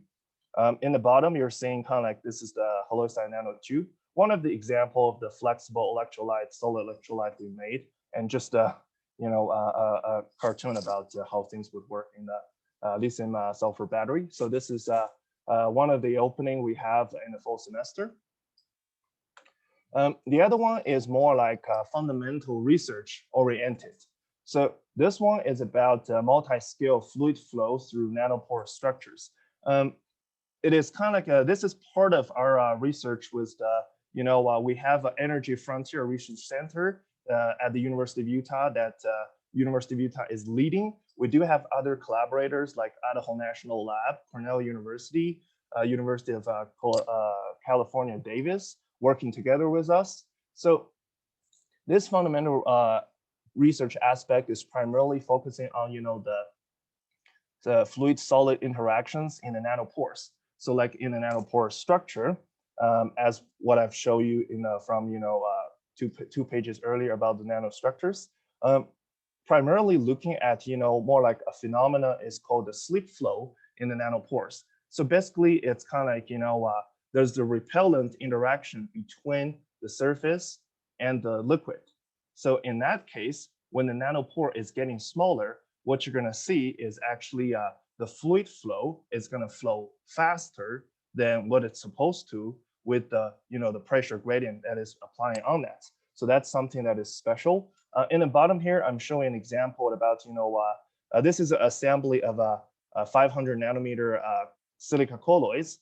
It is interesting enough, if you're, study good enough in crystallography, you found the packing of, the colloids being very interesting, and they generate, such like a colloidal silica nanopore structure with the pore network extracted and the fluid flow simulation in there. So the student will kind of like use computer tomography to make the characterization of the pore structure, then using different simulation methods like lattice Boltzmann and molecular dynamics, and also other experimental techniques such as atomic force microscopy to combine different things together to more like solve this scientific question about the slip flow in the nanopore structure.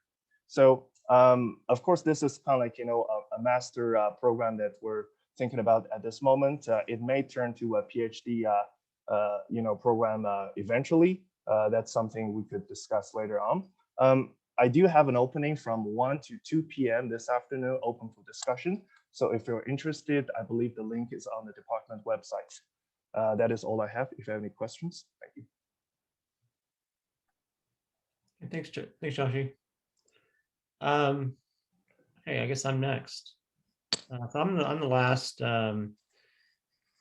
live presentation. And then we had a few faculty couldn't do this live, so they pre-recorded some videos that we'll show next. Okay, so my name is Michael Simpson. I introduced myself earlier, the department chair. Just kind of quick view of kind of my experience. I went to Caltech for a bachelor's degree, got a chemical engineering degree. Then I went to Princeton, got a PhD in chemical engineering. Then I went to Idaho and worked at Argonne National Laboratory for for about 10 years. And then Argonne National Laboratory West became Idaho National Laboratory.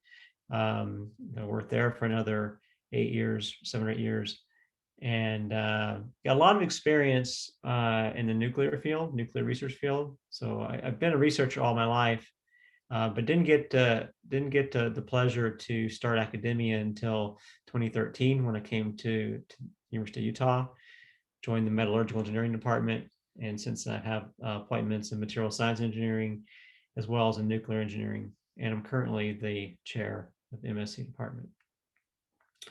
So I've got a lot of interest. Some of them are academic, some of them are personal. So I want to share all those with you. I think this is kind of an important reason why I came to Utah, and why I think coming to Utah for your graduate studies can be a very good choice for a lot of people.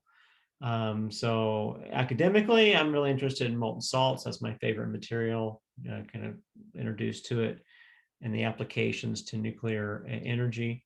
I've had a lifelong interest in nuclear energy as a great option for electricity production, and I find electrochemistry to be very fascinating, especially electrochemistry of molten salts. I've been teaching thermodynamics almost every year since I've come to the U. I really love the subject. In my spare time, or I should say every morning almost, we wake up early, go and going. On a morning like today, it was an indoor run on a treadmill because we have tons and tons of snow.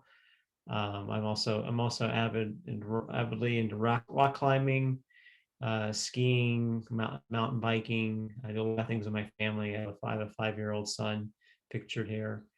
He's climbing right below me in the top picture there. This was actually this last weekend, and yeah, just exploring Utah with my family. I love academic research, but I also love living here.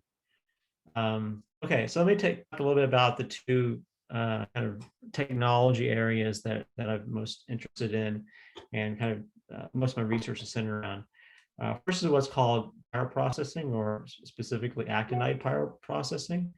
This is what I got into when I joined Argonne, and I was brought in to help work on developing the process to take spent nuclear fuel, separate it into actinide uranium, plutonium that can be refabricated into new fuel, can be cast into fuel rods, and then taking everything else is radioactive and not particularly useful, and putting it into waste forms. I particularly worked on what's called a ceramic waste form.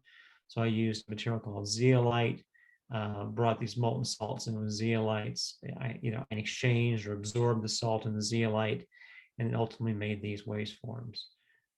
So that's actually a process that they're currently still using Idaho National Laboratory to process their spent fuel from their experimental reactor that was shut down about 22 years ago. More recently, I've developed an interest in molten salt reactors. So the idea here is we're actually the fuel in these advanced reactors is actually going to be liquid. It's going to be a liquid salt. I'm going to put uranium and plutonium and other fissile elements or isotopes into this salt, and I'm going to circulate it around. So when it comes in the core, it's going to have reflectors or moderators. It's going to cause the fission reaction to occur. And then it's going to go to a heat exchanger, give up heat to a secondary loop. That secondary loop is then going to heat water, turn it to steam, and generate electricity. The big attraction, I think, in molten salt reactors is that they're relatively safe. That they're already designed for the salt to be liquid. Oftentimes, nuclear accidents have involved fuel melting down. Well, in this case, the fuel is designed to be molten, so the system can handle that. It doesn't operate under high pressure. There's just very few ways that the reactor can kind of lose control. Okay. There are other advantages too, but I think that's the primary interest. And it's really, it's an area that's really taken off right now. Bill Gates has probably put tens, if not hundreds of millions of dollars into his company called TerraPower that we are a collaborator on. I've highlighted here in red all the molten salt reactor companies that I've professionally collaborated with as a consultant or actually with research contracts. Kairos Power is also a really notable one, located in Alameda, California. They're working on a salt-cooled reactor. Kirk Sorensen is sort of a famous advocate and sort of founder of this company called Fly Energy. We worked a lot with Kirk, and actually I have two of my graduates that work for Kirk in his company, Fly Energy. So a lot of current interest in molten salt reactors. This is what my lab looks like. So I've got mostly glove boxes because we have to work in inert environments because salts interact with air and moisture and oxygen. So we actually got 3 of these glove boxes. Each one of them is equipped with furnaces, and usually they're also connected with like potentiostats, so you can do electrochemistry experiments. We do actually work with uranium and thorium, but that's the only radioactive material we work. We don't work with like plutonium. I mean, we do some projects that support work with plutonium, but we use surrogates. We use other elements like cerium that in many ways kind of behave similar to plutonium, except they're not as dangerous. So we can do a lot of research that cost effectively. So we can collaborate with national labs quite a bit, and for a little bit of money from them, we can do a lot, and that's really allowed us to have a good sustained funding. Specific work we looked on is electrolytic reduction of oxide fuel. So like take a uranium oxide. What if you were to have uranium oxide, that you'd have recovered from, say, sorry about that, nuclear fuel, and you wanted to reduce it to turn into metal because we might want to make a metal fuel. Well, we can do that. It's really quite hard to reduce uranium oxide, but you can do electrochemically by putting the uranium oxide into a cathode basket, immersing it in molten salt, and then driving oxygen off at the end. And so we've done some work with that. We also look at molten salt chemistry from the standpoint of detection. So let's say I have some salt like this, lithium chloride, potassium chloride, uranium chloride, gadolinium chloride. It's this mixture. And I want to know the concentration of uranium or the concentration of gadolinium, because I want to be able to account for fissile nuclear material. I want to be able to safeguard our process. I want to be able to know how much uranium or plutonium, and I'm using gadolinium as a surrogate for plutonium in this case. I can actually use a method called cyclic voltammetry. This is some data from cyclic voltammetry where I'm plotting current versus potential. I'm scanning potential back and forth, and I'm getting these peaks. And the size of the peaks can be correlated to the amount of the concentration of the various species. So this particular peak here is for uranium, and this particular peak here is for gadolinium. So I could use those heights to basically be able to, in real time, determine the concentration. This is John Zhang. He was one of my former PhD students. He's currently at Lawrence Livermore National Laboratory and still collaborating with us. We also look at like gas-solid reactions. So sometimes we want to separate metals. We want to separate, say, uranium from fission products or things like that. And we did a project where we took uranium hydride, reacted with either chlorine or HCl. Depending on whether you have UCl4 or UCl3, you can kind of control the volatility. And this actually shows here we'd volatilize and deposited uranium at different oxidation states on this tube. This is Parker Cotty, who's currently, he was one of my PhD students. He's currently working at Fly Energy, and Mario Gonzalez, who's currently my deputy director of my research lab.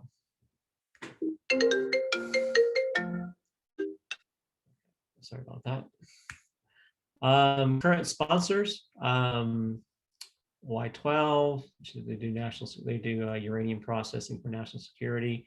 Lawrence Livermore National Lab, Los Alamos, Idaho National Lab, a couple of projects there. Dewey's Nuclear Energy University programs.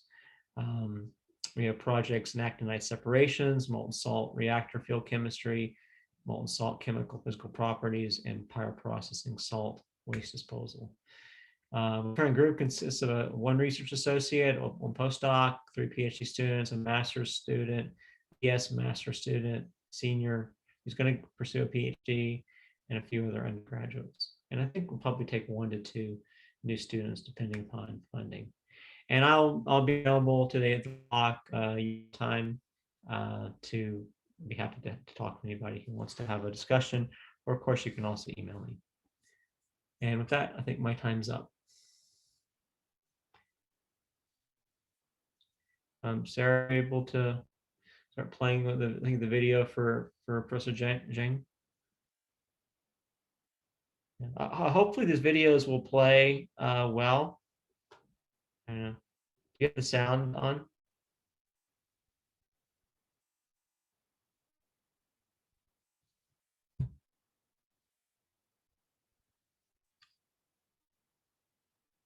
Sorry, we'll MSE department.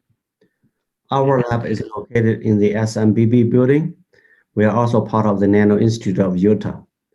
If you want to know more about our current research, you can visit our website as shown over here. Meanwhile, I can also be reached by email or telephone number. So if you want to know more about our research or the opportunity to join in our lab, so you're welcome to reach out to me by email or telephone. So today I'd like to share with you briefly about our current research project and interest, which can be classified into 3 or 4 major directions. The very first one is about nanofiber materials and the development into the chemical sensor, as I'm going to show a little more in the later slides. The second direction is all about the detection of heavy metal pollution in water system using molecular probes or sensors. And the third direction is all about fundamental science about the single molecule electronics, where you can only use 1 molecule in 1 device. This is all about how to bridge 1 molecule within 2 electrodes, and this requires a lot of hands-on experience and a clean room and nanotechnology system. And the last direction, relatively new in our lab, is all about the conversion of solar energy, which can be developed as a solar cell, or can be used as a photocatalyst to convert solar energy into clean energy like hydrogen. So all this combined represent the current strategy approach, so-called green leaf strategy.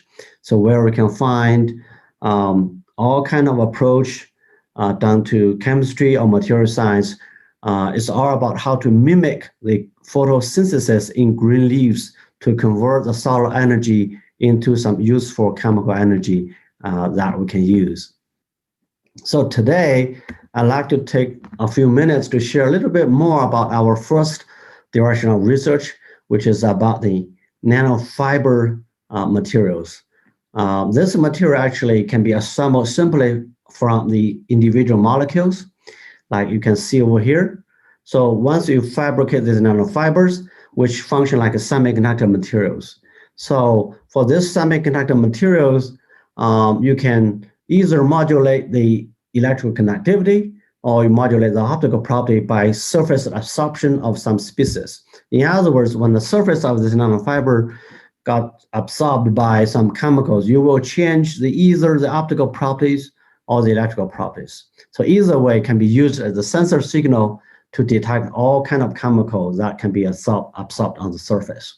So more than that, by using different molecules as building blocks or tuning the different assembly method, so you will be able to tune the electronic property of this nanofiber, as you see from the different color of the emission from the different nanofiber materials. So our nanofiber technology, especially when used as a sensor, have been approved for US and international patents and currently being used in the commercial devices. So how to make these nanofibers? As I mentioned, this is all controlled by the thermodynamic process. When the molecule dispersed in the solution, so they will associate together depending on the different structure, different solvent, different temperature. So as you can see from this animation, the molecule first of all associate together through the hydrophobic van der Waals interaction, and then they grows the size of nanofiber through the coefficient pi stacking.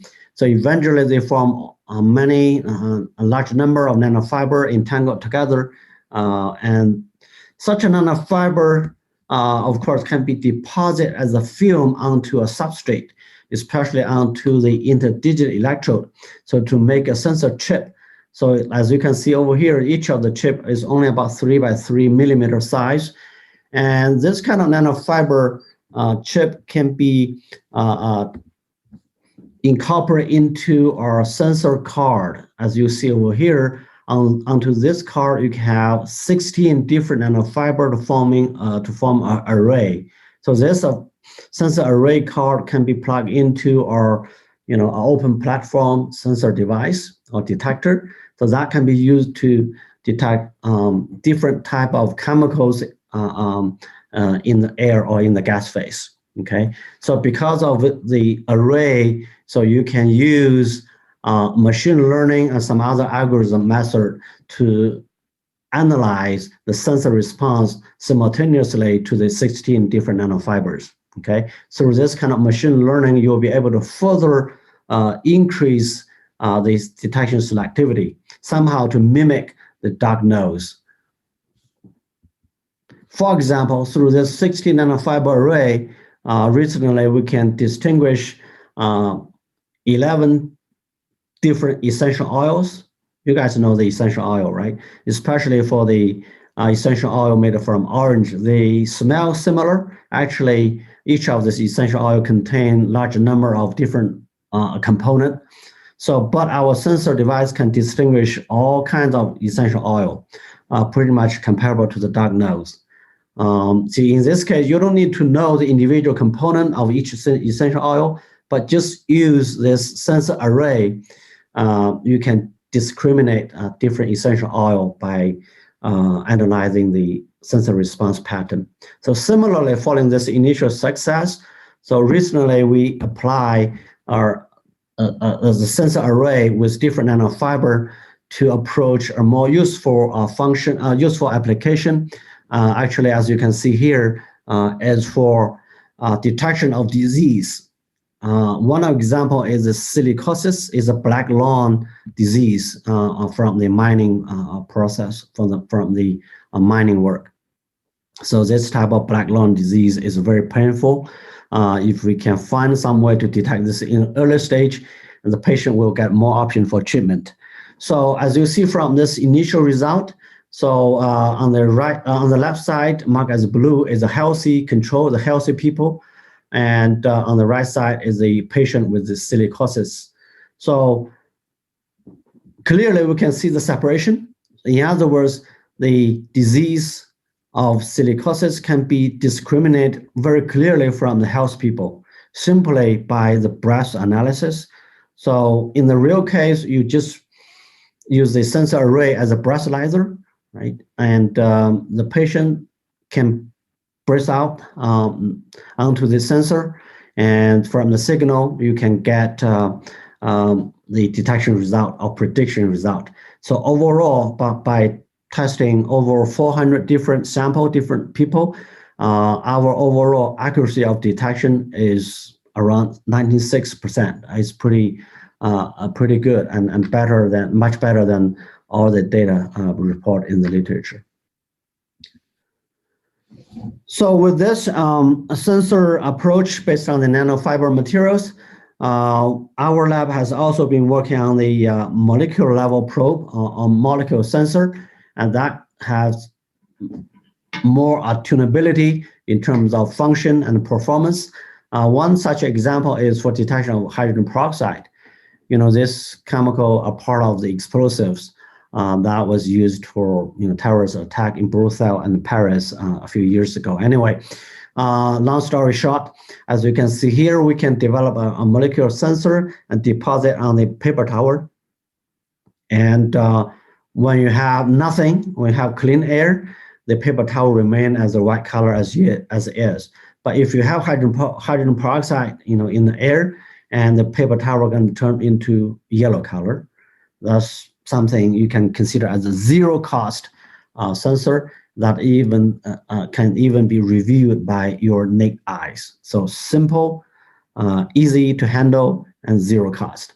And more than that, later on, by collaboration with some people from Navy Research Lab in DC, they developed this kind of very cool miniaturized optical lens. So when they use their system miniaturized lens to test our paper-based sensor, the overall performance, of course, got much improved. So we got another paper published a few years ago. So similarly, to detect hydrogen peroxide, we can also use luminescence mode, right? For example, you can see here, so without hydrogen peroxide, the solution, the material is not luminescent, but if you have little bit amount of hydrogen peroxide, the whole material has got strongly luminescent, very beautiful luminescent. Again, you can deposit this luminescent sensor material onto paper tower to make this to be our luminescence-based sensor, still based on paper-based zero-cost substrate. So you can see from this result, our sensors show extremely high selectivity toward hydrogen peroxide. So with any other organic chemicals, solvent, vapor, they don't show any response. So that's extremely good for selectivity to minimize the false positive. So with this similar approach based on molecule probe, our lab currently working with some people from ECE department to develop our nano gap sensor based on the molecular probe bridged insight. And our overall goal is to try to detect the organic chemicals emitted by the crops. So if you can monitor the compound emitted from the crops in real time, you will be able to not only monitor the health of the crop, but also you can give an early warning about the potential insect attacks to the crops. So this will be very crucial to improve the smart farming especially in the developing countries. So with that, let me just make a very quick summary. So the sensor research in our lab currently focus on both molecules and nanomaterials. And our goal for this nano sensor research and development is to detect a broad range of chemicals that include explosives, toxic industry chemicals, and even chemical warfare agents, as well as illegal drugs. And now we expand the detection onto air pollution. We actually have several projects ongoing through the industry partnership, especially with collaboration with the Department of Air Quality of the state of Utah. Again, so long story short, I hope you can find something interesting from our lab. And if you want to know more, if you want to express some interest to join our group, please feel free to contact me, better with email. As you can see, again, my email address over here. So with that, thank you for your attention. I will look forward to talk to you either through telephone or through a Zoom. Thank you. Be safe. I'm a solid-state chemist by training. Solid-state chemistry is by nature a highly interdisciplinary field, which means I'm constantly working on the boundary between chemistry, physics, and material science. Solid-state chemists are, first of all, chemists because we are constantly making new materials that nobody has made before. And we're trying to describe these materials from a chemical perspective. And we often use a chemistry language, for instance, electron activities, bonds, and ionic radii. But In the meantime, we're also deeply interested and driven by the physics in these materials, which means whatever we're making, we have to keep the desired physical properties in mind. And we use chemistry to bring out the best performance of that material. And oftentimes, we're not only making new materials, we're also trying to establish the structure property relationship. And because of that, essentially no experiment is a failed one.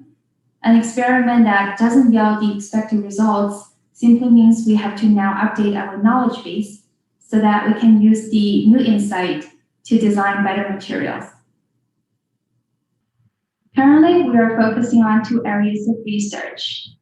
For the first direction, we are actively investigating a new class of energy storage materials that are structure complex and disordered. We know that in the lithium-ion batteries that go into the cell phones and computers that we use nowadays, the component that is responsible for storing energy is the cathode material. And during charging and discharging, the ions in this material are not static, especially the lithium ions, and they're constantly being extracted and reinserted all the time. And conventionally, this material has been made in a way such that lithium and transition metals are completely separated in different layers. And so lithium can essentially freely transport in the 2-dimensional open space. And for almost 4 decades, scientists have been sticking to this prototype structure and doing all sorts of modifications to it. But the problem to this structure type is that it always has to contain some cobalt to be stabilized. But cobalt is just not an earth-abundant element. And in fact, over the past few years, the price of cobalt has already quadrupled due to the scaling up of lithium-ion batteries. And now that we're really talking about a mass production of lithium-ion batteries and transitioning from portable electronics to really enabling the electric vehicles and grid-scale storage, we really have to find a replacement for cobalt in a cathode material.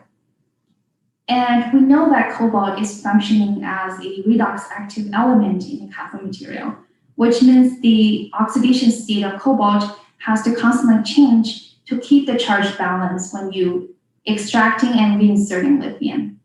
So ideally, another 3D transition metal that also have variable oxidation states would do the job.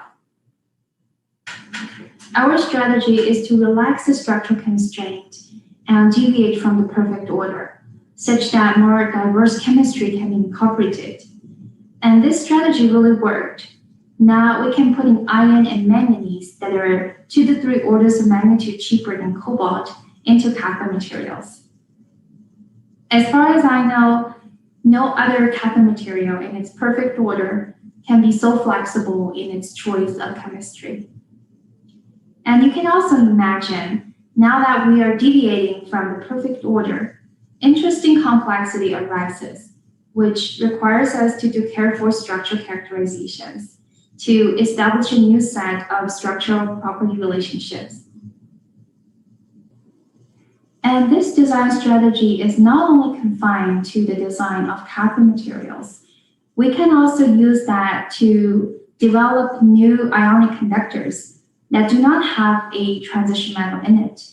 In this case, these conductors will function as solid-state electrolytes. Essentially, solid-state electrolytes are similar to liquid electrolytes, but are not as flammable. So if successful, these electrolytes will replace the liquid ones in our cell phones and electric vehicles so that Teslas and iPhones won't catch on fire anymore.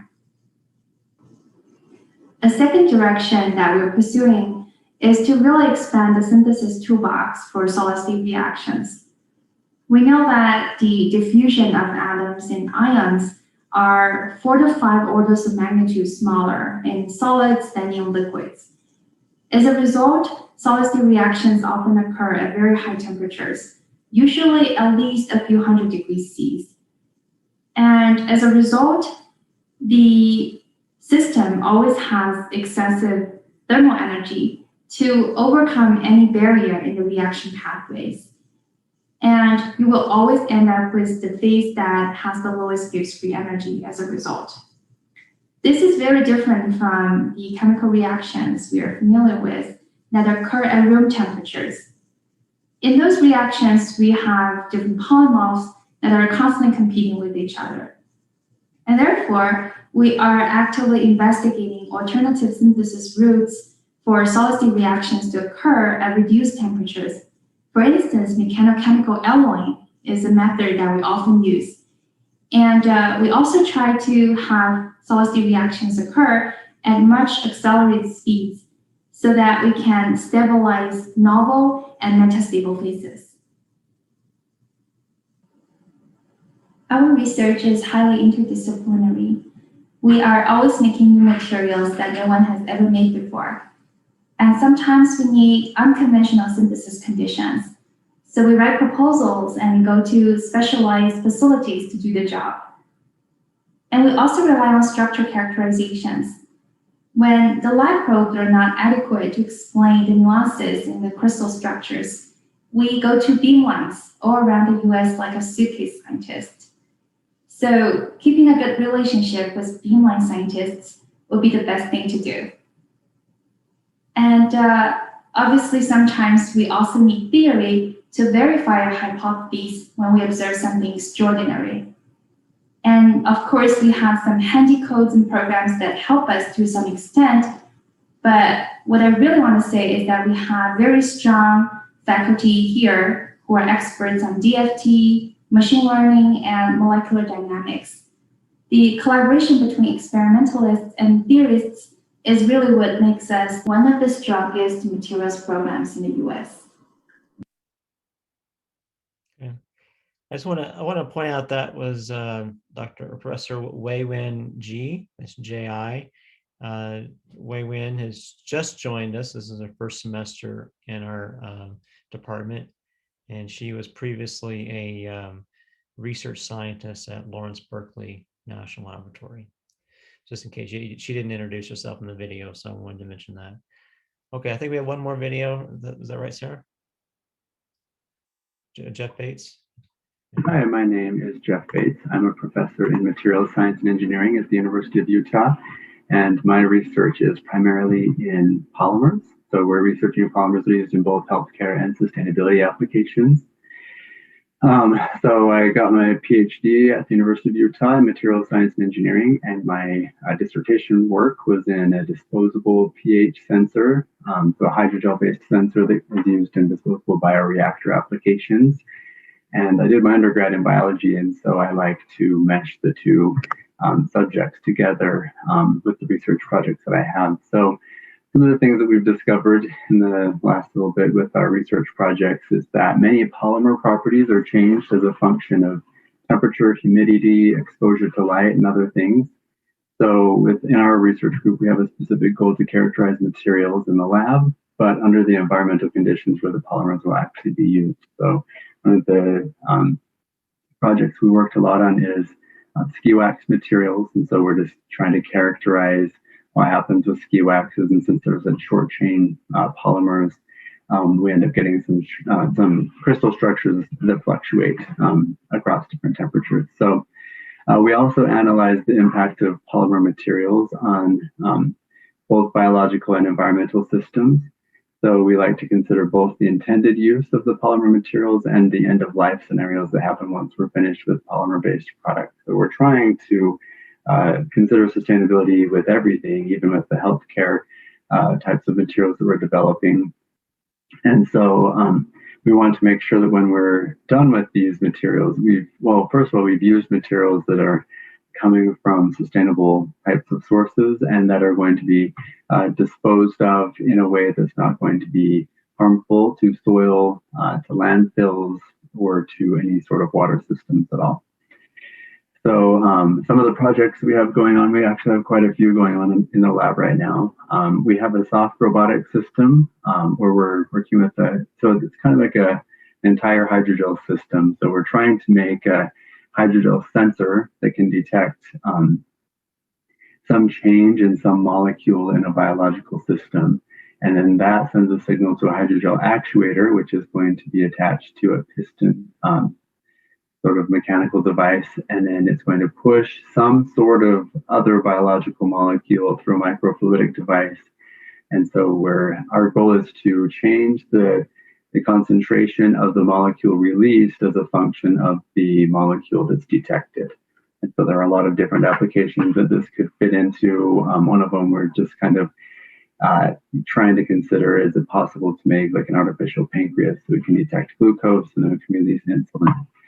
So then we also are looking at sensors. We have several sensor projects. One of them is using sensors in rapid diagnostics. So we have a cystic fibrosis sensor that we're developing. It's a test for small children to diagnose cystic fibrosis. And then we also are making a rapid color changing sort of test that can detect biomarkers that are present in patients with acute respiratory distress syndrome. And these might be patients with COVID or other respiratory illnesses, but depending on the biomarkers present, that would, I guess, affect not only the clinical outcomes, but the treatments that should be used with these different patients. So we also have drug delivery devices. So we have a hydrogel contact lens type of system that delivers glaucoma medication. This project has come pretty far in the past few years. So we'd like to just kind of, I guess, further develop this project and looking at other types of systems that could use a hydrogel drug delivery system. We also work on biodegradable materials, and we try to make these as often as we can out of biopolymers. And so we are looking at adhesives that are used in packaging. We're looking at superabsorbent polymers that are used in any type of any sort of single-use consumer product. And this could be like whether you're buying a plant for your fish tank or whether you're looking at hygiene products. So we're looking at a lot of different kinds of biodegradable materials. And then, of course, what happens after, I guess also where they come from. And then we also look at polymers in contact with biological systems. So some of these are just truly material science, where we're looking at, okay, if we have some small cells, for example, and like there's some sort of healthcare application for some sort of polymer, what will happen to these cells if they're in contact with different polymers? We look at the different properties of polymers, the different functional groups that are used in making those polymers, and we look at the backbone structures and the additives that are in those. And we look and see like what is the effect and on both the viability and the functionality of these small cell systems. So we also have another biological system that we're looking at is an orthodontic adhesive, and so we're looking at, can we make an adhesive with we call it triggerable detachment, where we would just have somebody swish with some solution that includes some chemicals that can make it so that the adhesive just pops off, and that can prevent some cracking that happens on the enamel surface of the teeth. So those are just like, that's a sampling of some of the projects we have going on. I've written a lot of grant proposals, so depending on what gets funded, that will also drive what some of the next steps are. But if you have any questions, I'm happy to answer any of them, and I hope that some of you will join me for the question Zoom call a little bit later today. So thank you for your time. Okay, that concludes our faculty presentations. I do want to point out that we have quite a few more faculty that didn't present today. Maybe they were maybe they're busy or didn't really know what new projects would be coming about. So please go to our website, mse.utah.edu, and check out those faculty you're interested in. Please feel free to email them directly and ask them questions. So we're going to show a short, like about a 10-minute virtual lab tour next video. And then basically everyone but the students are gonna be getting off, and so you'll have some time, I guess as much time as you want, to kind of ask them questions. This is there'll be, I think, six current University of Utah grad students that'll be online answering some sort of developed questions, as well as taking questions from you as well. So that's the last time I'll be speaking until this afternoon in my breakout session. So please, enjoy the rest of the event. Thank you for attending, and I hope you take a close look at our Department for Graduate Studies. Thanks. Hello, my name is Jerem Chamberlain. I'm a graduate student here in the Metallurgical Engineering Department, and I work with Professor Simpson. And a lot of the research we do is here in this glove box. And in this furnace that you can see right here, we do a lot of uranium oxide reduction experiments, where we will take uranium oxide and then we will put it into a molten salt, and we'll use electrochemistry and to analyze the reduction process of UO2 to uranium metal. And so we were able to judge the efficiency of this process so that we can take uranium oxide and convert it back into something useful, which is uranium metals. Well, one of the big things that we analyze is the molten salt and the corrosion associated with this process. So obviously with the electrochemistry involved, we have a cathode and an anode and a reference electrode. And so throughout this reduction process, what we'll do is we can use the materials to make these cathodes and anodes to monitor the corrosion. And so over the course of several experiments, we'll conduct these reductions, and then we'll pull the cathode or the anode out after each experiment, and we'll analyze the corrosion that took place on that material. And what we're trying to do, obviously, is this is just a lab scale, and so it's very small, but we really want to understand the materials needed to make this a much larger scale. And so that's one of the main things I focus on, is the corrosion associated with this uranium oxide to uranium metal reduction. Hi, I'm Ru Jin Song, a postdoc working with Professor Mike Skopler. We are currently working on gallium oxide. It's a ultra-wide bandgap semiconductor. It has a bandgap of 4.5 to 4.8 eV. And it has shallow dolus and can be doped to 10 to 16, 10 to 14 to 20. So this is super cool for electronic devices, which we can design for its property. Also, it can be grown by melting growth technique. This means we can have 1 to 6 inch wafers. So this extremely reduce the cost of this material if it goes to be commercially available. So it will be less candidate for kilowatts application, which set apart from the silicon carbide and aluminum nitride and diamond. So what we are doing is do defect characterization.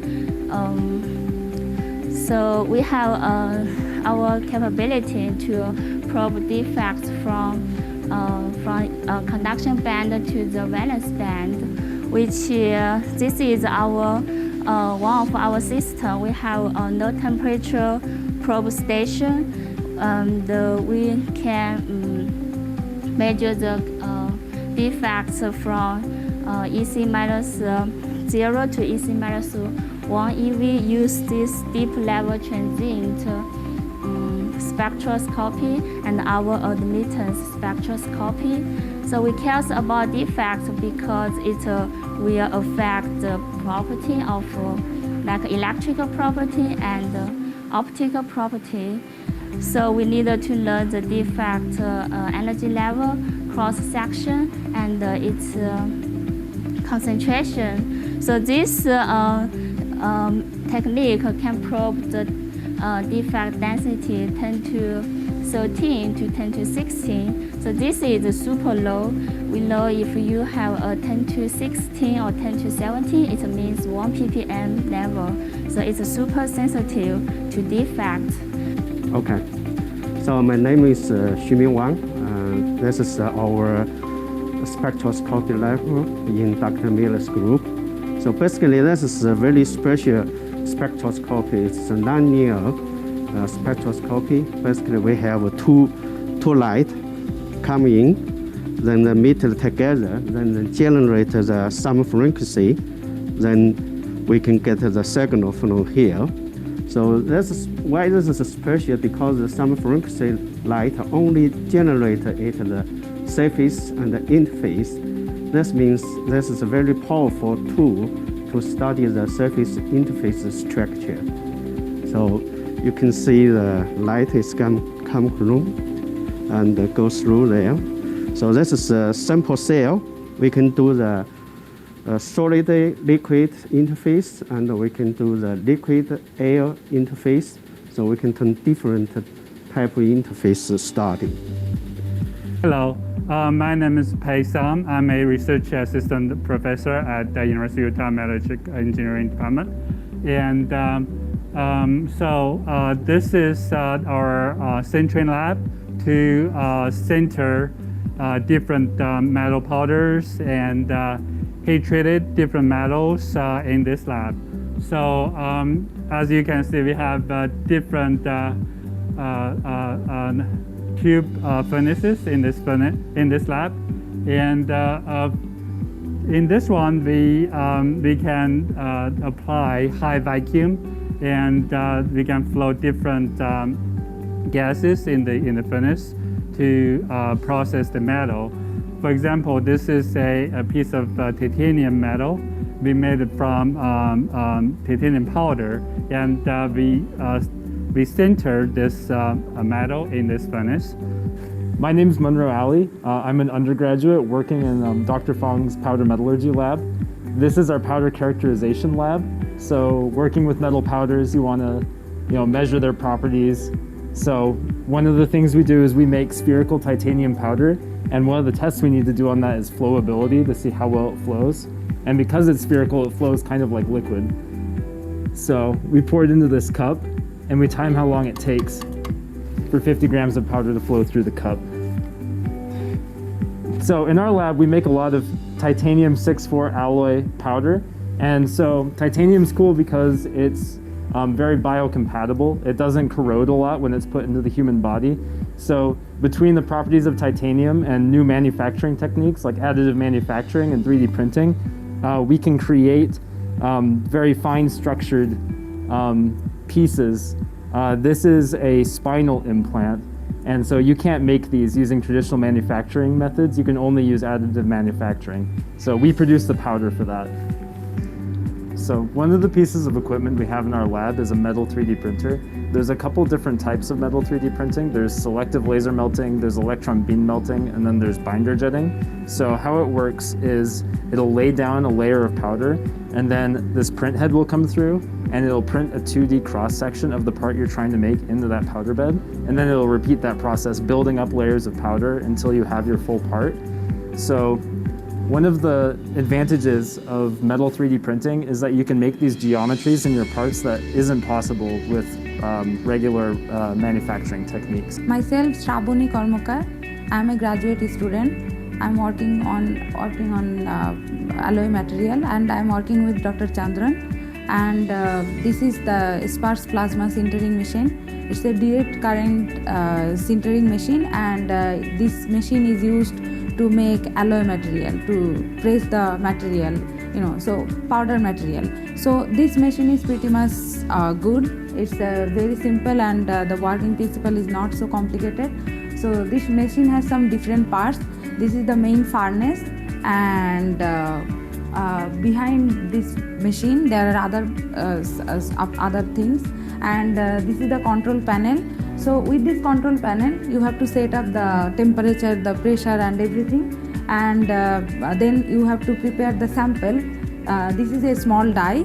Also there are big dies, and after preparing the sample, you have to put in between the two ramps and then close the door, and the sample will pass, the current will pass through the samples, and the samples, and the powder will densify by diffusion and current and heat. And after reaching out the heat, we will cool down the RAM, because RAM is very important for that machine, and so that there is a cooling system behind them. And after pressing the samples, we will stop the machine and then take out the samples. And in that way you will get more densified samples, and this is this machine not only used in our research lab, it also used in industrial for any other purposes. So this is a very cool machine, and yeah, this is all the machine can do.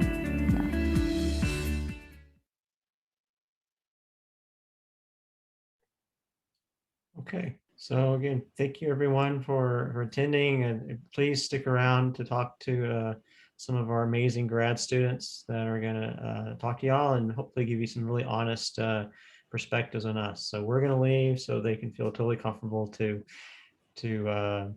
be completely honest about their perspective of us as faculty and staff of the department.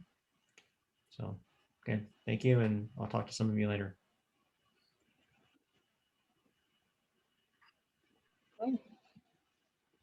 Well, as they mentioned, my name is Sarah Wilson. I am the administrative manager for the department, and I also am the graduate student advisor. So you may have gotten an email from me. If not, if you decide to come to the University of Utah, you will get to know me very well. You spend a lot of time with me as we start to go over your program and ensuring that everything is up to date in the system and whatnot. Right now, I'm going to turn the time over to, I have 6 graduate students. There's a lot on here. It's hard to tell. I hope they're all on here. I can see a couple, so that's really good. So what I'm going to do is I'm going to turn the time over to Jerem Chamberlain, and then Olivia Dale will also be helping him kind of monitor the chat. Just as a reminder, we will have afternoon sessions with many of the professors that you've already heard from. You can find all of their information on our website at mse.utah.edu. I did put that in the chat at the very beginning. You will find their Zoom link, the times they're available, their email. If the person that you want to speak to and you don't see them there, you can certainly just look under our faculty, and there are direct links to their emails. You can certainly email them directly as well. Before I go, I just want to make sure there are no questions for me that I can answer before I leave and turn it over to the students. I haven't looked at the chat in a minute. Okay, then I think I am going to turn it over to Jerem, and I'm going to hopefully do this correctly. Thank you so much, Sarah. You bet. Okay, so I am going to make you the host. Okay, Jerem, great. All right. And I'm going to make Olivia the co-host. Wow, so much responsibility. Well, I think you'll be okay. Jerem, you have it. I'll let you take it away. And I am going to put my email address really quickly in the chat. So if you do want to contact me directly, you should be able to do that. No, it's not going to let me. Yeah, Sarah's an incredible resource. So will one of you guys put my email in the chat for me? Thank you. Okay, everyone take care. Thank you so much. Bye, Sarah.